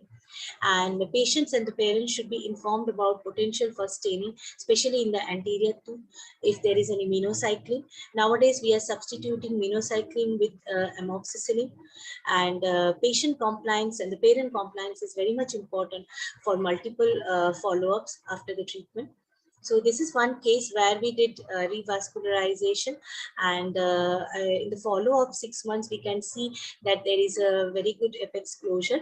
But this case, we did it in the Department of Pedodontics, and this case went to Department of Orthodontics for some orthodontic treatment.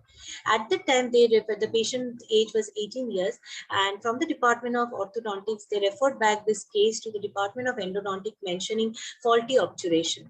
Because the patient has come to a new new hospital tickets where it has been not been mentioned that revascularization or a regenerative endodontic has been done. So the gap present in the canal, many a time people can or a dentist can have a misconception that it's a faulty restoration, and later on from the endo department they referred the case again to us, and we mentioned them that you can go ahead with the crown placement without any fear, because there is no clinical sign and symptoms of any failure of the treatments. That is our primary objective of regenerative endodontic, that there is no sign of any pain, sensitivity, discharging sinus or swelling associated with the tooth.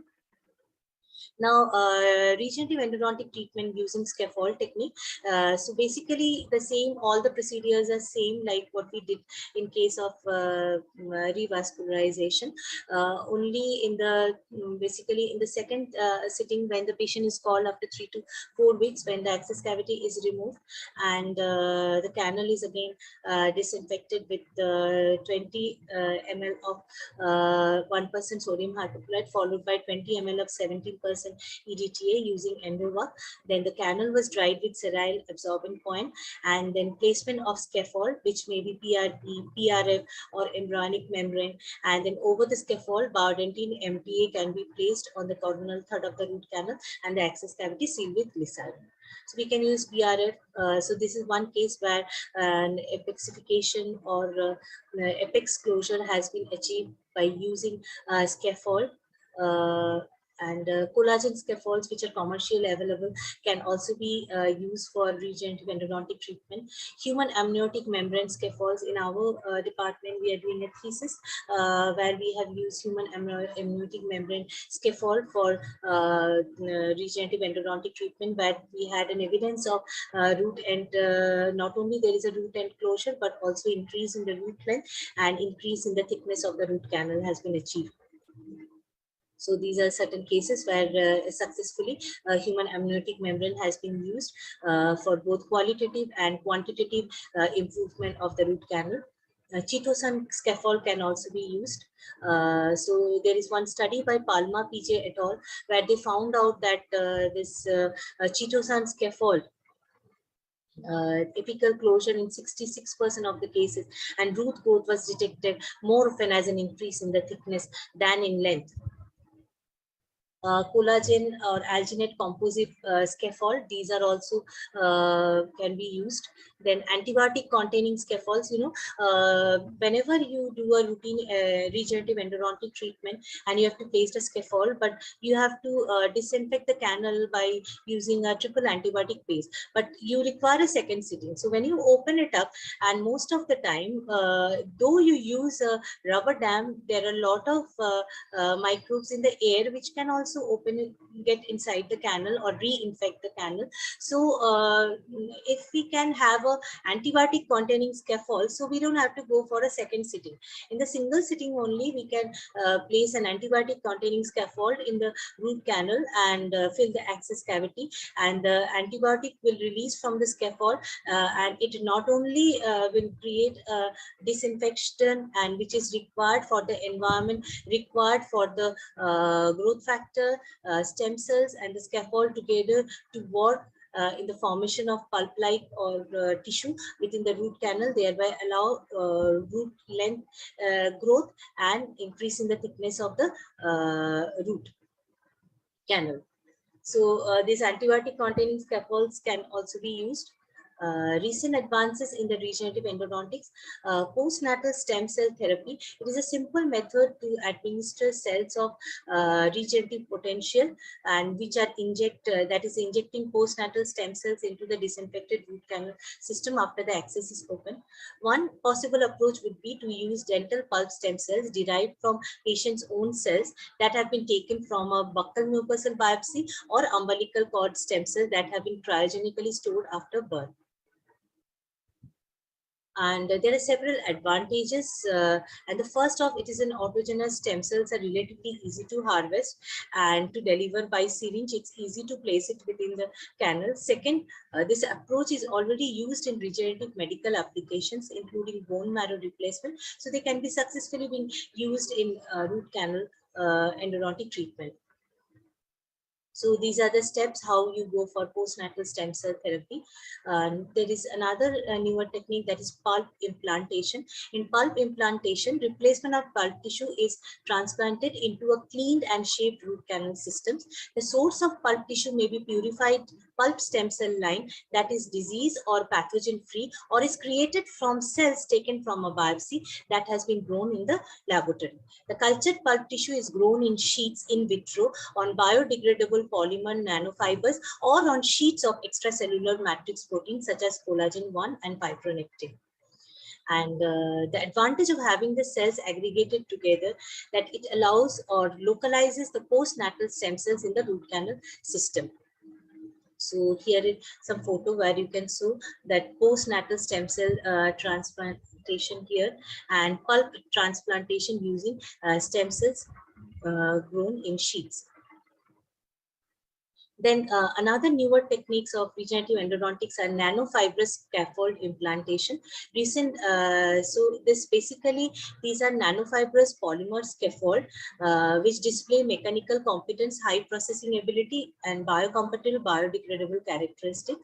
Now, advantage is that it has got a high surface area. They have an interconnected porosity, nanoscale fiber dimension, and nanofibrous scaffolds are more favorable than microfibers or any other morphological arrangements. These are basically pictures of nanofibrous scaffold implantation. These are mostly not used clinically, and they are undergoing a lot of researches now. Injectable scaffold delivery system. This method allows tissue engineered pulp tissue to be administered in a soft three-dimensional scaffold matrix, such as a polymer hydrogel. Now, these hydrogels are injectable scaffolds that can be delivered by syringe. And these hydrogels have the potential to be non-invasive and easy to deliver into the root canal systems. Then another new concept is nitric oxide containing injectable nanogel. This treatment comprises two antibiotics, ciprofloxacin and metronidazole, along with nitric oxide, all encapsulated in an injectable self-assembled biomimetic nanomatrix gel. These nanogels can be injected directly into a target and formulated to release medication throughout the specific time frame. 3D cell printing. This is another technique where inkjet-like device is used to dispense layers of cells suspended in a hydrogel to recreate the structure of the tooth pulp tissue. Then gene therapy, that is injection of certain mineralizing promoting gene into the pulp tissue for mineralization of regeneration. And all these are under research. Clinically, we are not using this regularly. And in conclusion, we can say that currently this biologically based treatment is being recognized as the first treatment for immature tooth with pulp necrosis, based on lot of published articles, case reports, where they have shown success of using regenerative endodontics like revascularization, routine endodontic, regenerative endodontic treatment using different type of scaffolds.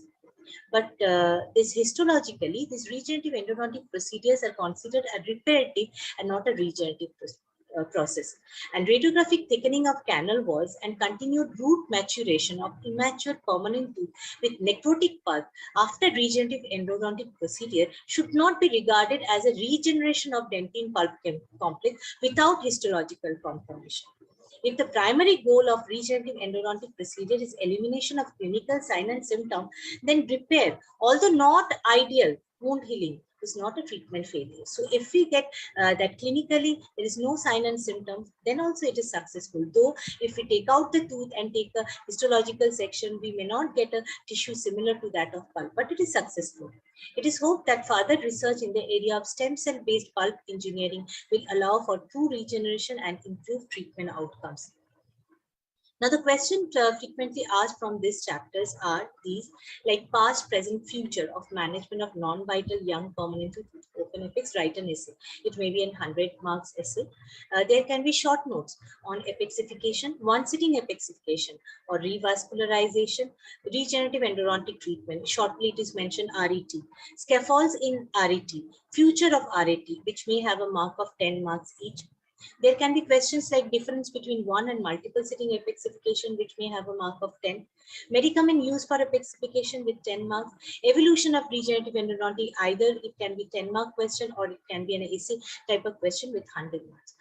Hope my presentation will aid the final year who are going to give exam, and also the PGs who are in the first year and second year will also be useful for them. And I would like to convey my gratitude to ISPPD for giving me an opportunity to speak in front of such large audience, though it's a virtual platform. I would like to convey my attitude, convey my gratitude to my faculty members of Department of Pediatrics of Guru Nanak Institute of Dental Sciences and Teacher. And also I would like to convey my gratitude to my postgraduate students, especially Dr. Ahili and Dr. Kritika, for helping me making the presentation, and all other PGs in my department, ex-PGs who have also taught me a lot regarding these topics while giving their seminars.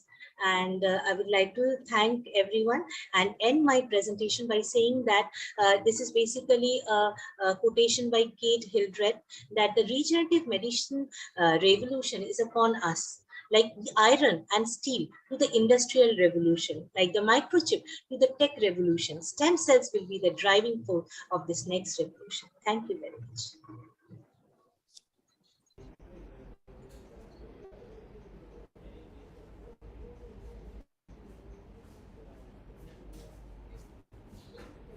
Thank you, Thank Dr. you so much, Shabnam. Dr. Shabnam. Thank you. Thank you, everyone. Thank you. I think we can take up the questions. Dr. Sharath, how many minutes we have? I think we have about 25 questions, sir, actually. Again, you can club it together. Yeah. I'll try to do that. Yeah.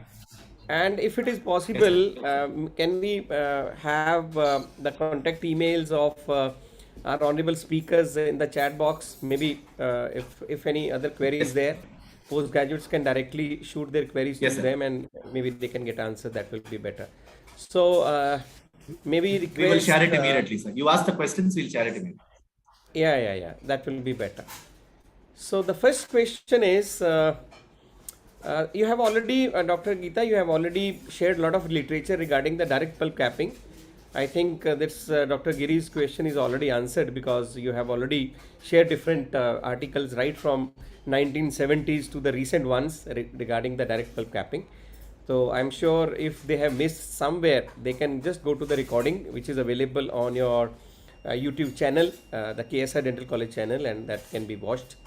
And there is one question by anonymous attendee, that why gray matter is better than MT is better than white. Still, in few lines, if you can just summarize. Studies have shown that gray MT is found to be more better when comparing the clinical and radiographic factors. I showed more number of dentinal bridge formation was better in MTA rather than white. So in case of any anterior tooth management, we go for MTA. So like actually gray MTA is much better and can be used for in a clinical practice than going for only the aesthetic consideration and consider MTs. Okay, thank you. There is one question by Dr. Sonali, which is a very relevant question and important question. Sometimes it comes in Viva also. That can we elaborate the differences between maturogenesis and apexogenesis? Maturogenesis is done in a non-white tooth. So the result of maturogenesis is there will be a length along with thickness actually. So the more this treatment depends upon the thickness of dentinal walls. Whereas in case of apexogenesis, we maintain vitality of the pulp, continue physiological root development. So there will also be root enclosure of the proper root enclosure, but the dentinal walls were found to be more thicker and better studies have shown that it's better in heterogeneous. Just induce acidic bridge formation, where there will not be any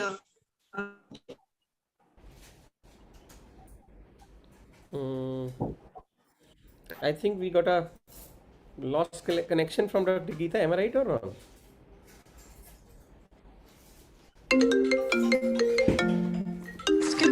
yes, sir. I just lost connection. I just came back with another next. No problem. No problem. Perfectly fine. Yes. Okay. So we have one question from Dr. Priya Vada, that which irrigant is contraindicated in case of revascularization? Yes, sir. They were. I think the question also was whether biomechanical preparations also have to be done. Yes. Yes. As minimal mechanical preparation is advised for a revascularization procedure, and I don't think like we can tell any irrigant contraindicated. We can consider low concentration of hypochlorite, around 1 to 2% of hypochlorite, with proper care taking not to extrude into the periapical tissues, can be considered to go for a success of the revascularization process. Well answered. Dr. Naveen, there is a question by Dr. Anil Kohli from Lucknow. We all know him well. Are rotary file systems good enough to clean ribbon-shaped canals of primary teeth canals effectively and efficiently? For ribbon-shaped. Sir, in primary teeth, because they have so much tortuous canal, ribbon-shaped canal, actually it's very difficult to remove the pulp tissue and the necrotic substances from the root canal. So we have to mainly depend on the chemical things, irrigants, that can be used for the removal of the necrotic things from these ribbon canal shape. And these rotary files can be used till the 1 to 2 mm short of the apical, 1/3 of the root, and they can be used for the removal of the pulp tissue from them. Okay, thank you. Dr. Giri's question you have already, I think, answered in your presentation about the NOCL. But what is the rate of resorption of zinc oxide eugenol when extruded beyond the canal? Sir, because zinc oxygenol resolves at a very slow rate. So different author has said that it takes around, some authors say 6 months, 9 months, or sometime it takes around 19 months to resolve. It is gone peripically. So we should be very cautious that we don't push zinc oxygenol at the apex peripically. It should be within the canal. There is one question by Dr. Kavya. What is the difference between variable taper and a variable taper? So this terminology, variable taper, has been used for the primary rotary files. This says that there is different tapers in the same file. At the apical 1/3 we have 2% taper, and in the middle we have 4%, and at the coronal part we have 6%. We need enlargement of the coronal part, and because at the apical 1/3 the roots are very thin, we should use very less taper in the rotary files of the primary taper. Yes, Dr. Ganesh has published few of the articles. I think they can just refer those articles and they will be able to know it in a better form. Yes. And there is one question by Dr. Ragini. When partial pulpectomy is indicated? So when we are doing pulpotomy, if we are not able to achieve hemostasis, then we have to further remove the pulp from the radical canal. So when we remove the pulp by using H files 1 to 2 millimeter only, not the full of the radical pulp is removed, and then we are again able to achieve hemostasis. And this term is known as partial pulpectomy. Means we are not removing the pulp from the complete radical pulp. Only the 1/3 or the 1/2 of the pulp is removed from the radical pulp, and the remaining vital pulp is there in the root, so that it remains there, and the rest of the pulp that is inflamed is removed from the canal. This is known as partial pulpectomy. Okay, thank you, Dr. Naveen. Last question for you. This is a club question by Dr. Tanvi and Dr. Jisha. What is the irrigation protocol to be followed in primary teeth? The normal protocol that is followed for primary teeth, first we start with sodium hypochlorite. Now the sodium hypochlorite, the percentage as the AAPD recommends 1 to 5%, but we should use less percentage, around 1 to 2.5% for the safety purposes. And it should be, the chamber should be filled with the sodium hypochlorite. Then we can use some activator or ultrasonic or the sonic activators. Then after that, we can use EDTA, that is 17% for 1 minute. But in between sodium hypochlorite and EDTA, we should use saline. And the sodium hypochlorite should be used throughout the instrumentation of the file in the canal. And after EDTA, we can again use sodium hypochlorite, but last flush or the last irrigation should be with the saline, the root canal. Okay, thank you. There is one question by Dr. Aparna. Term Spec Pulpotomy exclusively for pulp exposure due to trauma, right? AAPD says so. Textbook gives definition with the inclusion of carious exposure too. Like according to APD, it is only exposure because of trauma, but few of the textbooks say carious exposure also. What is the right terminology for Spec Pulpotomy? This her question is absolutely valid, and even I have encountered so many times it is there. But when we went through the latest literature, it says only trauma, exposure because of trauma. So any one of like our speakers can put light on to this. Excuse me. Yes, sir. Like it is a very conservative procedure where we involve only removal of 1 to 3 mm of the exposed to get free of infection. So it is usually indicated in cases of traumatic exposure of the pulp, actually, sir. Because in caries we cannot rely on whether the pulp is vital or inflammation, anything. We can't judge it clinically. So Spec Pulpotomy is better to be indicated in cases of traumatic pulpal exposure. Okay, thank you. Thank you. So I think most of the questions have been taken up. Dr. Avninder, can you find few of the questions for Dr. Shabnam?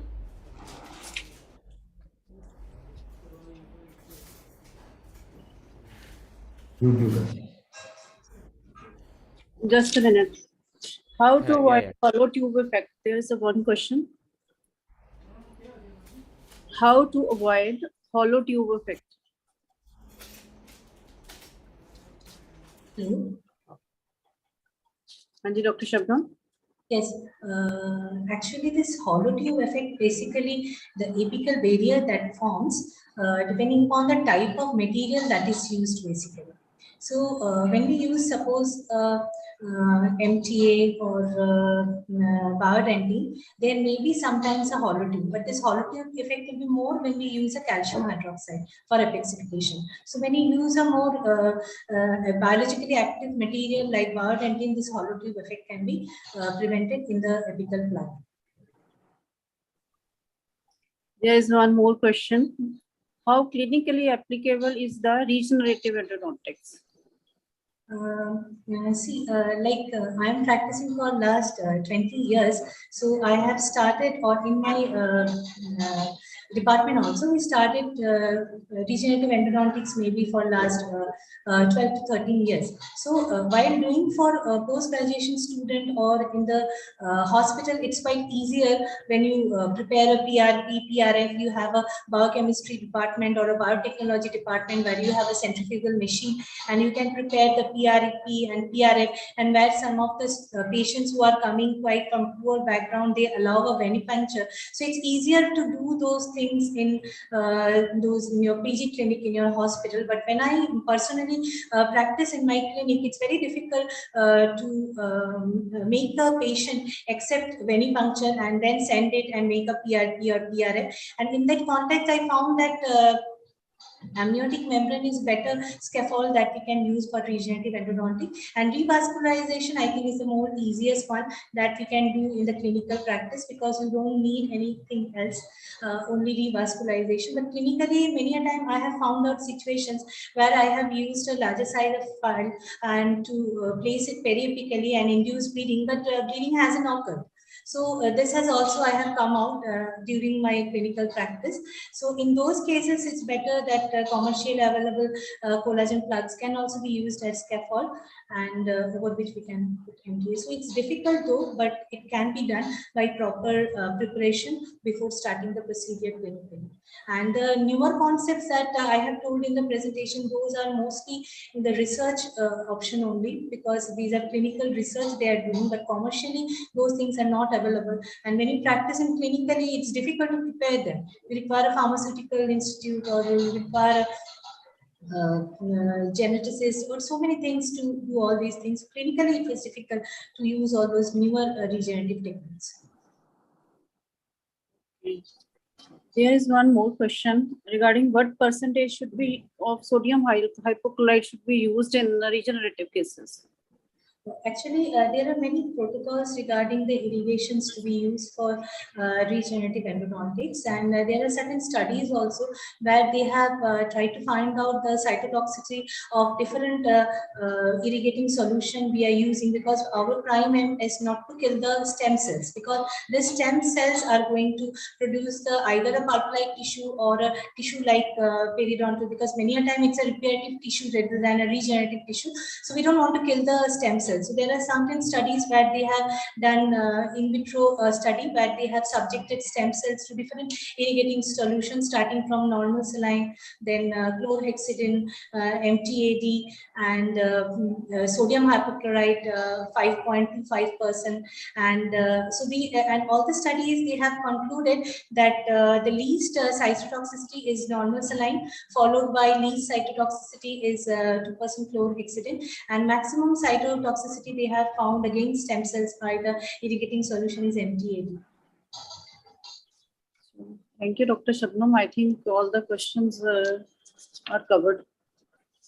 And still, if there is any question or query which is there on YouTube or we are not able to take up because of paucity of time, I think that can be shared. Dr. Sharad will share with the speakers, and maybe they will, the PGs will get the answer, and the faculty members whoever has posted the question, they will get the answer. And dear speakers, you got lot many appreciations for your excellent presentations, and I could see messages from Dr. Nikhil Srivastav, Dr. Pandit sir, Dr. Sonali, Dr. Avantika, Dr. R.K. Chak sir, and my teacher Dr. Guruneet Lehal. So we got so many greetings and wishes and blessings from them, apart from certainly the appreciations, and big thank you from the postgraduates for sharing your knowledge and teaching them in such a simpler way and making the things simple for them. Thank you so much. Thanks a lot. Thank you. Thank you. Thank you. And thank you, Sharath. Thank you, Thank you, Dr. sir. Gita, for conducting this program so well and inviting me to be one of the moderator, and accept thanks from my behalf and from Dr. Abninder's behalf. Thank you so much.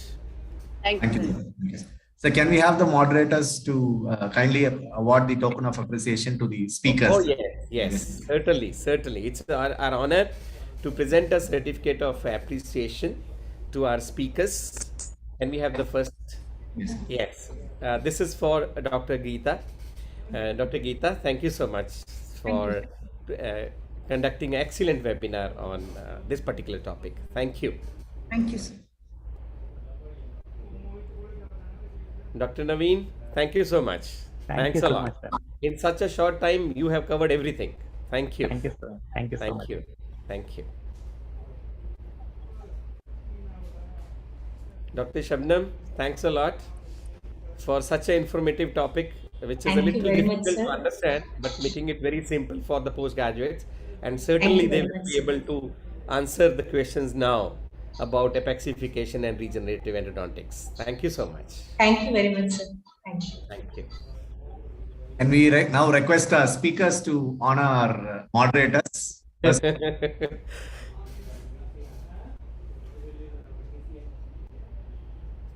an honor. It's an honor, Dr. Sharath. Thank you. For accepting our invitation, sir. Thank you so much. Thanks a lot. Thank you.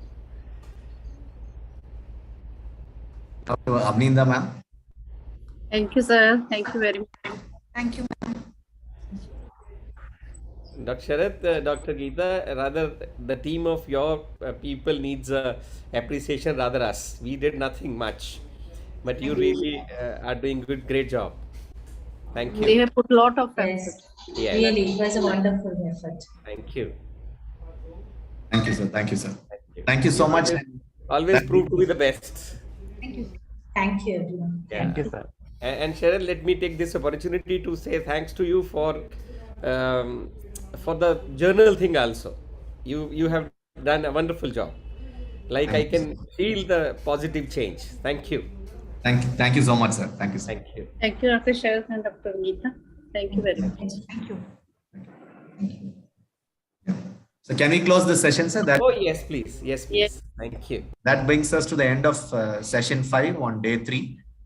Thank you so much. Thanks to all the lovely speakers and the great moderators for making this session a great success. And we'll be meeting you soon at 2 p.m. in the afternoon. And we have already started sharing the link for that. Thank you. Thank you so much. Thank you again. Thank you again, everyone. Have a good day.